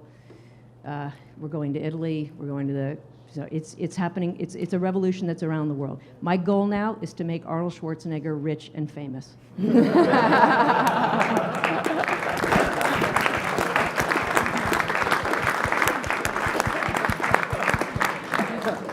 Thanks so much. Thanks so much, Susan. Let me we're getting to the end. I would love to to hear from Tara as well from the Rothschild Foundation, and then I'm going to pass the mic to Christoph just to share some of the insights basically from R20 on how to replicate.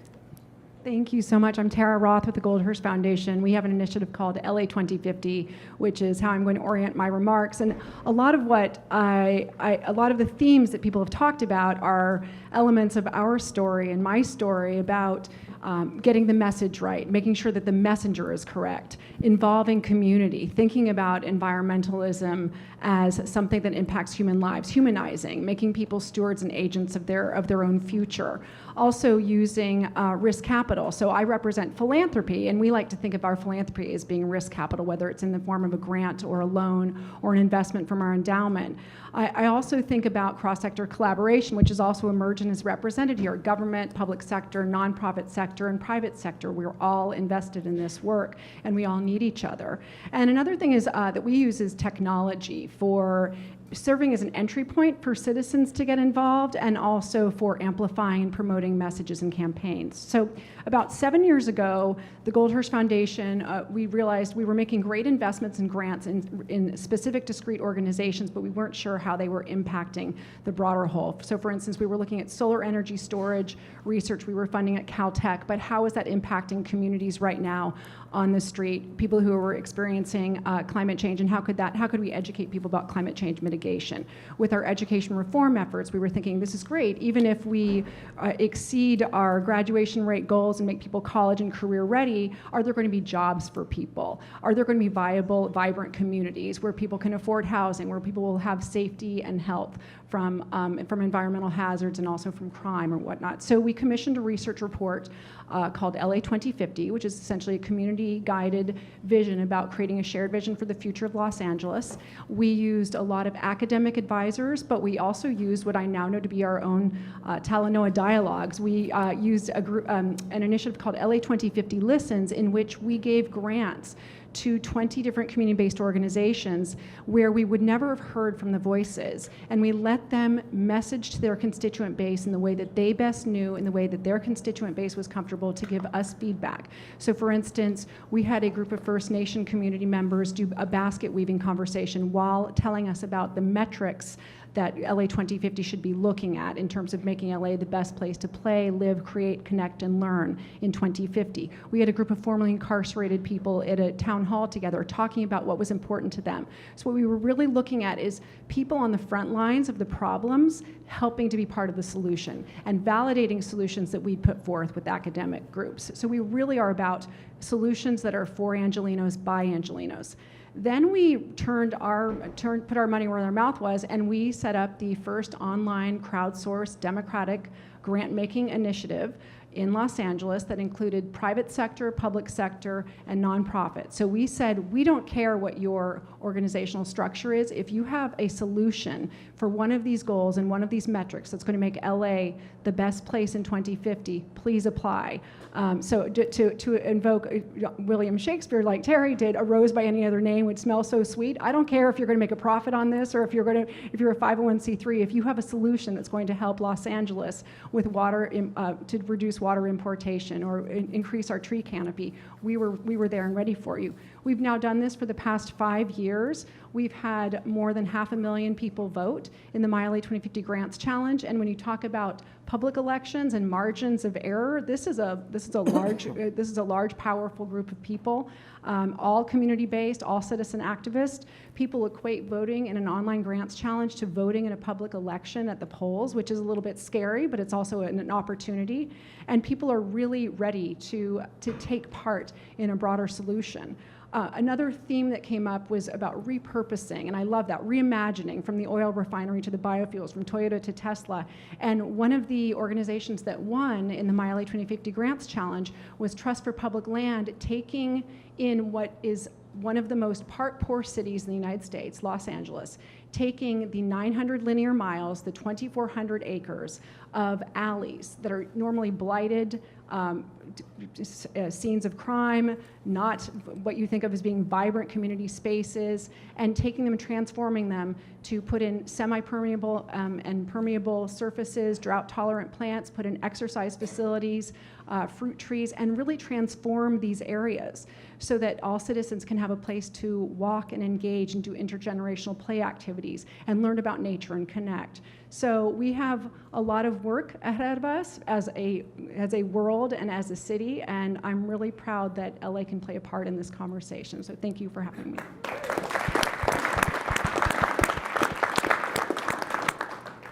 Thanks so much, Dara. Christophe, over to you. Thank you, Arnold, to inspire the world. What we have tried to do the last 5-6 years through our 20 is how can we export the spirit and the DNA of California outside in different subnational around the world. And what we have been doing is by connecting the dots between the best players. So you have heard here connecting the dots between, I would say, policymakers at subnational level, who they want and they know what to do for their civil society, for their communities. Plus, we know we have good technologies. I mean, all about here is we know about the technology. We don't need new technologies. How can we make sure that they have access to the technologies? So our role has been to how can we connect both policymakers at local level with technology holders who can develop the right project. And you believe you have the solution, but you still don't have the solution because you need to access money. And the problem that we have found out that the UN system, the Bretton Woods system, so the development banks are not equipped to work with subnational authorities. And this is where the big market is for the communities to alleviate poverty alleviation, to have access to renewable energy, to have access to energy efficiency for waste management.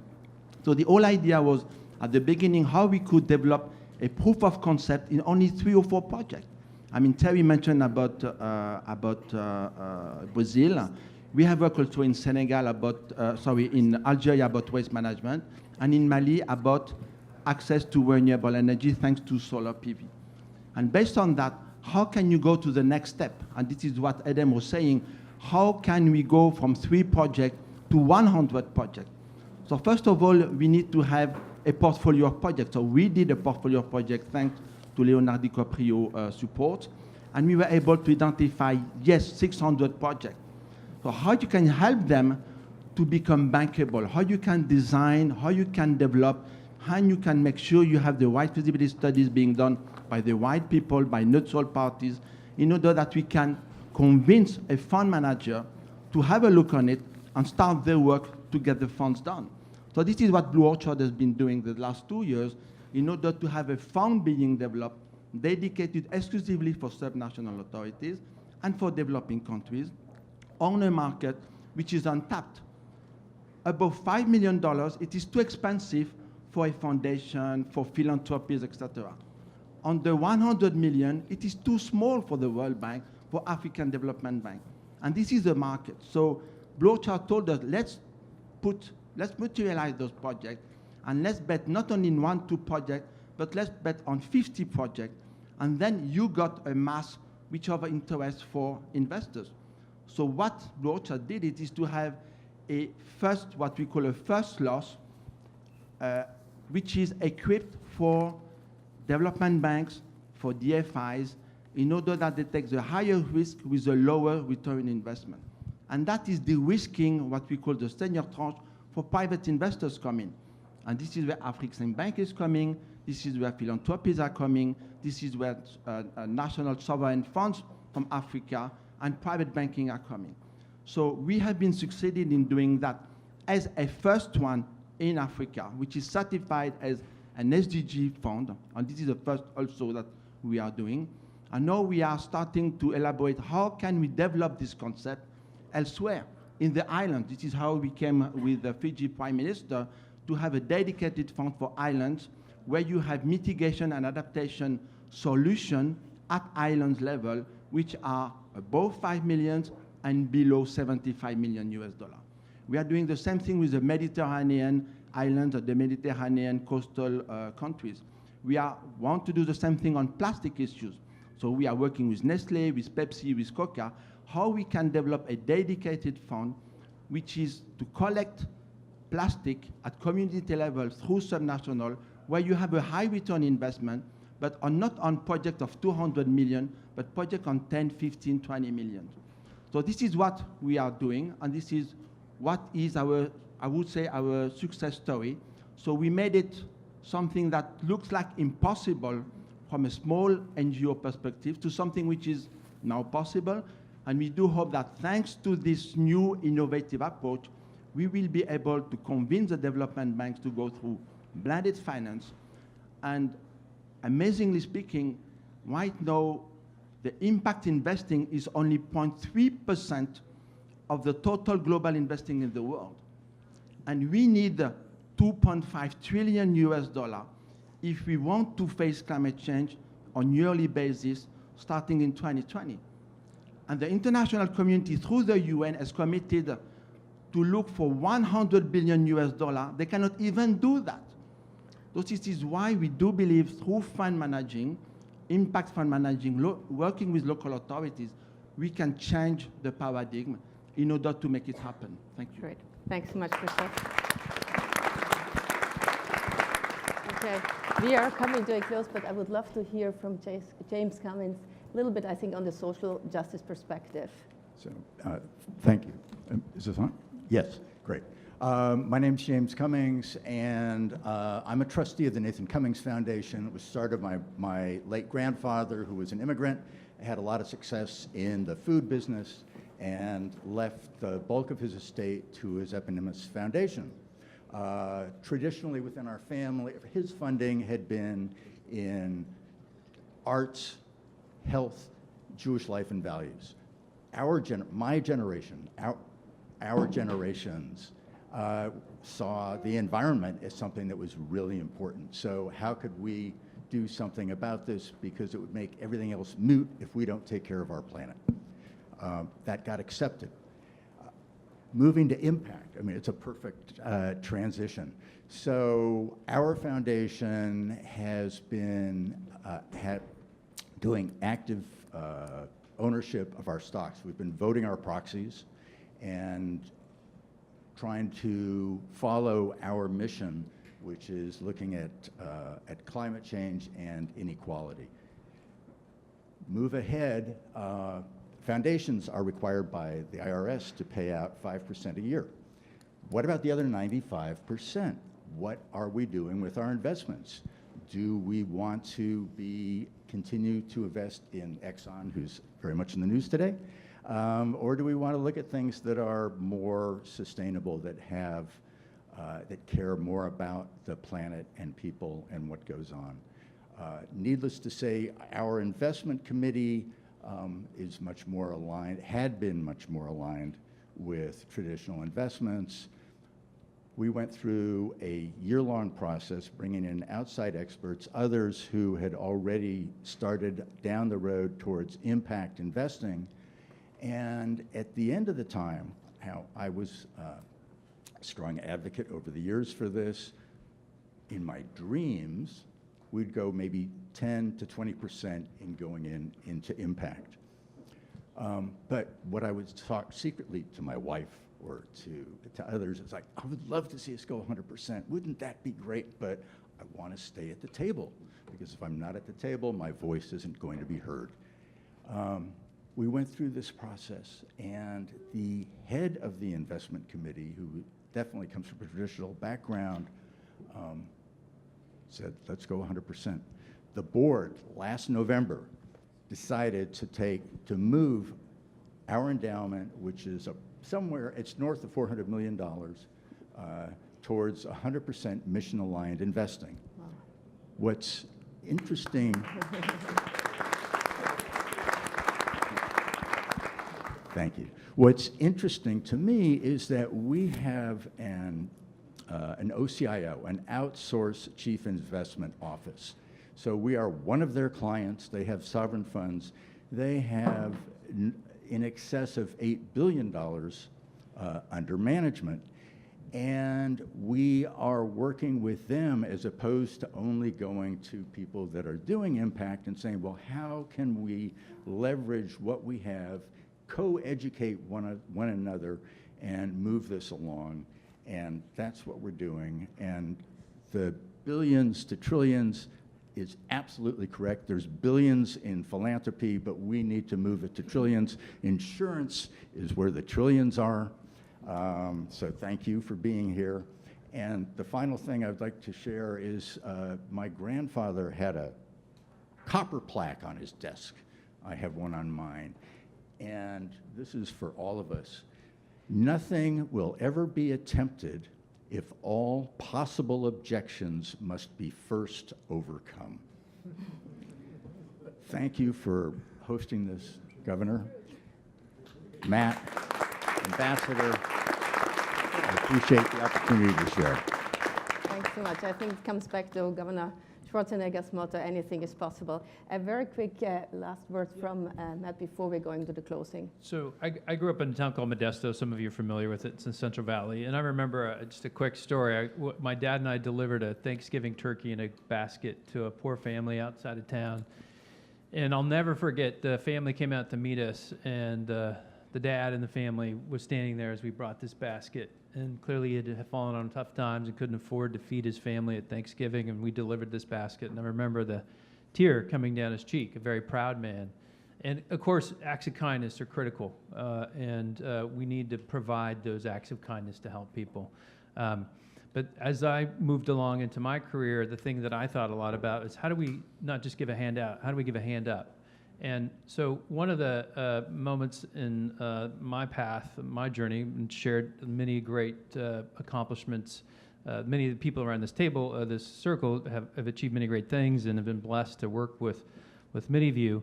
But Fran, I walked into her office and met with your staffer, Susan, one late Friday afternoon and said, hey, how do we help make sure AB 32 helps empower and benefit those low-income communities? And you, at the late hour, against some objections, took that amendment, we called it the Community Empowerment Amendment, and then later, of course, SB 535 got passed, and on and on. And so the reason I bring that story up is we need to find ways to help those most disadvantaged in our communities, not just to provide them a handout, but a hand up. So how do we put solar on affordable housing, which Terry and Fran and I worked on, and many others? How do we really prioritize those investments? And that's something we're doing here at LACI. We're really trying to figure out how do we help those that have challenges in accessing capital, women and people of color are founding great startups. So that's why we're really excited to see how we can make sure we're driving impact, measure impact, and drive capital to those types of solutions. And we're in discussions with Emerson Collective and others about how we do that. And the partnership that we all represent here is really what's going to make that possible. So we've got to drive capital to the market, with policy market signals, but we need to make sure we're putting it where it is needed most, whether it's island nations or Watts or Pacoima. It's back to what Ken talked about too. And so thank you, Fran. Thank you, Ken. Thank you, Governor. Thank you, Akon. I've been blessed to deliver a solar system into Africa with Dennis Mukwege, the Nobel Peace Prize winner, and know how hard it is to do what you're doing. So I just want to thank everybody. Great. Thank you. Great. Well, thank you so much to everyone here. Let me just have a very few kind of high-level takeaways before I hand over to the Governor and to the Fiji Ambassador for the closing. I think what we've heard here is really to achieve ambition, we need to mainstream climate consideration across all industries, across all communities, get it really down to everyone, to all of us within everyday's decisions that we're doing. How can we do that? I think I have 3 takeaways here. The first one from me is listen and learn from others. Once you get the Terminator stare, you will embrace the Talanoa spirit and get inspired from everyone and allow and embrace clapping. I think it is about changing everyone's daily thinking and really changing on how we think anything is possible, and I think that is very correct. The second, I think we do need to get the message right. We need to get the message across, and that requires that we change the narrative. I think we need to show that there's real opportunities. I think we've heard it here around the table. There's opportunities for investors, for the private sector, but there's also opportunities across the triangle between policy, finance, and technology, and I think we got to get better in delivering this message and getting it across to everyone. And the next and the final point I did want to make, I think all that requires real and new collaboration across all the different actors, across subnational, across policymakers, across investors, public and private, and to really make sure that we are able to share the learnings, that we are able to share the success stories and take them and replicate them. And through this new lessons and through these success stories really manage to get to scale and get to the ambition that we need to achieve in order to address the challenge we are facing. I think all that comes down to one thing. I think it takes leadership. We're all here today because we are convened by one of the leaders in this space, former Governor Schwarzenegger. It is, again, a true pleasure for all of us being here. I think we've all listening to an amazing story that you have actually started here for many of us. So I think we do want to thank you. And so before asking Ambassador Mara and thanking Fiji again for having us here, I'd love to hear any final reflections from you. Well, first of all, I would just say that the Talanoa Dialogue that we had here today around this beautiful kind of artifacts, I think it's a brilliant idea. Because so many times when we go to those environmental events all over the world, we hear 5, 6 speakers.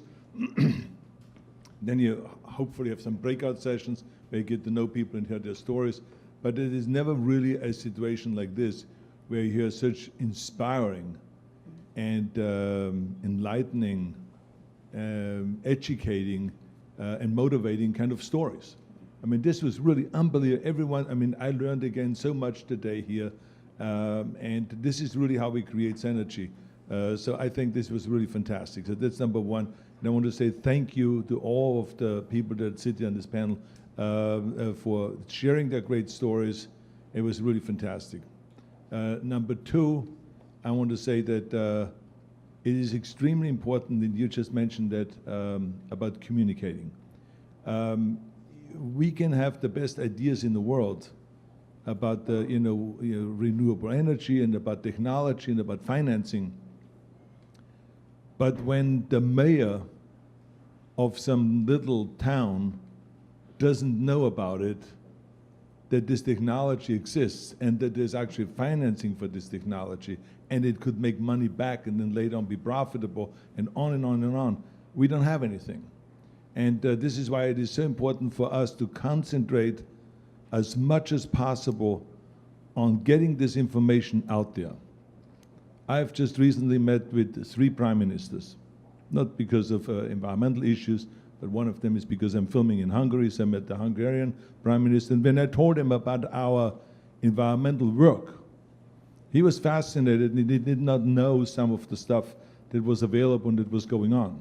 And he was highly interested in the subject, wanting also to do something about green technology in his country. The same was also the case when I met with the Prime Minister of the Ukraine. I happened to go there from Budapest to do a speech there, a motivational speech, and met then with my friend Klitschko, who is the mayor of Kiev and world boxing champion, turned politician, interesting thing. And then the prime minister there, and we met, we had lunch, and they then started talking about the environmental issues and what we're doing. Invited them to our Vienna conference, environmental conference that we have every year there, together with the Austrian government. And he was kind of like, oh, I can't wait to come there. I'm interested to learn about it. And there were so many things that I shared with him that he didn't know. So I walked away from that. And I said to myself, meeting these leaders and meeting the mayors and all this, here's people that don't know. And these are smart people, and that are really interested in one thing, and this is to make their state or their country better. And they don't know. And so I think that's what we have to concentrate on, and this is why we started our digital legislative handbook, to share information with people. Because it's very important for them to know that, like in Algeria, when we went to Algeria with the R20, when the prime minister there said, what can we do with our garbage? And this goes back to what you said. I mean, he was like blown away when Terry said to him, he says, well, your garbage and your waste can become an asset. And he said, what? How do you do that? So he didn't know. So we then exposed that country to how to separate garbage and how to go and use garbage for energy. And so those are really key, this is a key issue, is to get the information out there through technology. Now we have the technology, and to put that out there and really let everyone in the world know that it exists. It's like no different than selling a movie or selling the idea of fitness and bodybuilding or selling a political philosophy. No matter what you do in life, and no matter what profession you're in, you have to sell, and you have to communicate. Otherwise, the whole thing is you are spending a lot of time and wasting a lot of time. And so I think that's one thing we have to concentrate on. And the other point, the last point I want to make is, so many people always talk about that this is impossible. I have learned a long time ago that you never take no for an answer. I never listened to the naysayers, because they told me that you would never be a bodybuilding champion. They told me that I would never be a leading man in the movies. They told me that I would never become governor, and on and on and on. I heard the no's, no's, no's all the time. But I never paid any attention to that.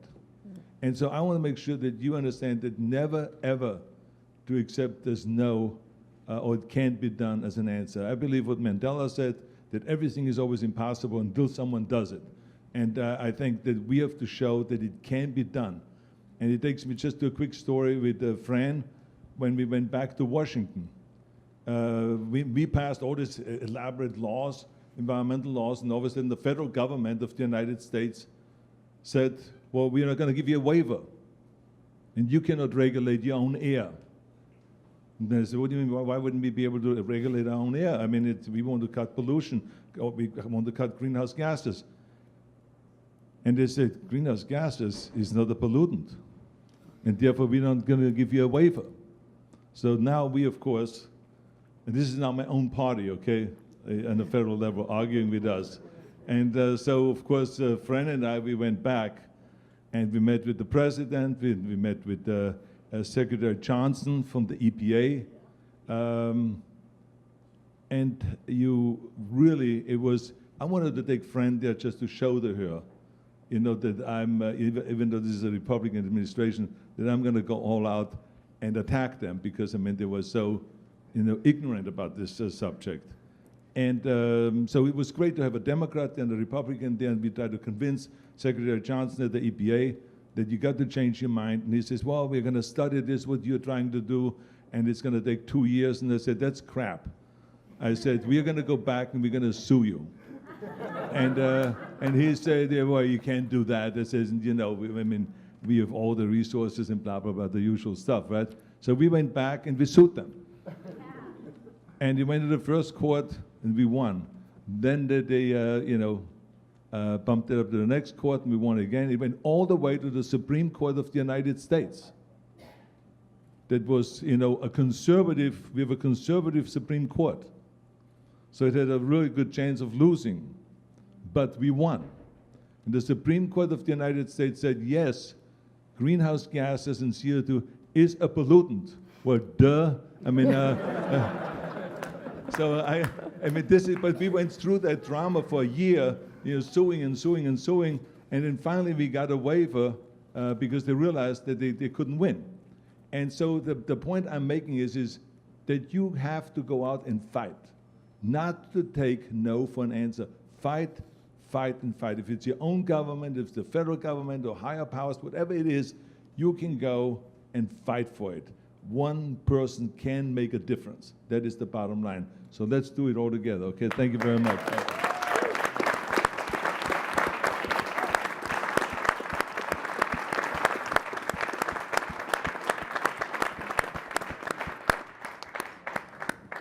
Well, thank you very much, Governor, for your very inspiring story, and also for this opportunity to hear the many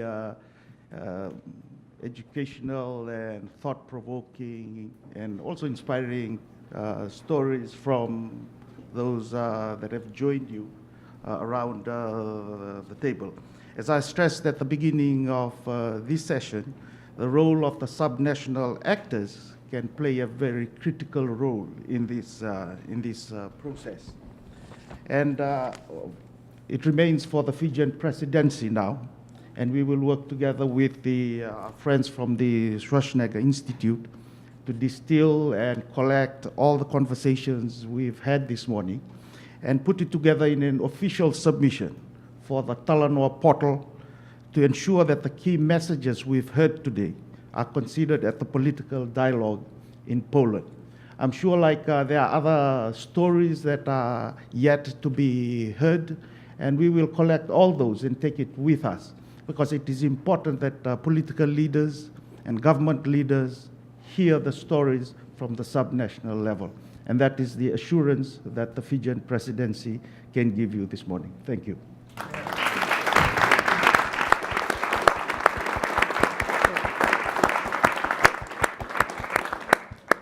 So I think with that, I'm just going to again thank everyone. I do want to thank very much our hosts here, the LA Clean Tech Incubator, and also want to mention that there will be tours available for everyone who is here of this amazing facility. We've had a chance to have a glimpse at it before, so I encourage you to use them. But I do want to thank everyone here again for having us. It's been a true pleasure being part of that, and I look forward to not taking no for an answer going forward. Thanks to everyone.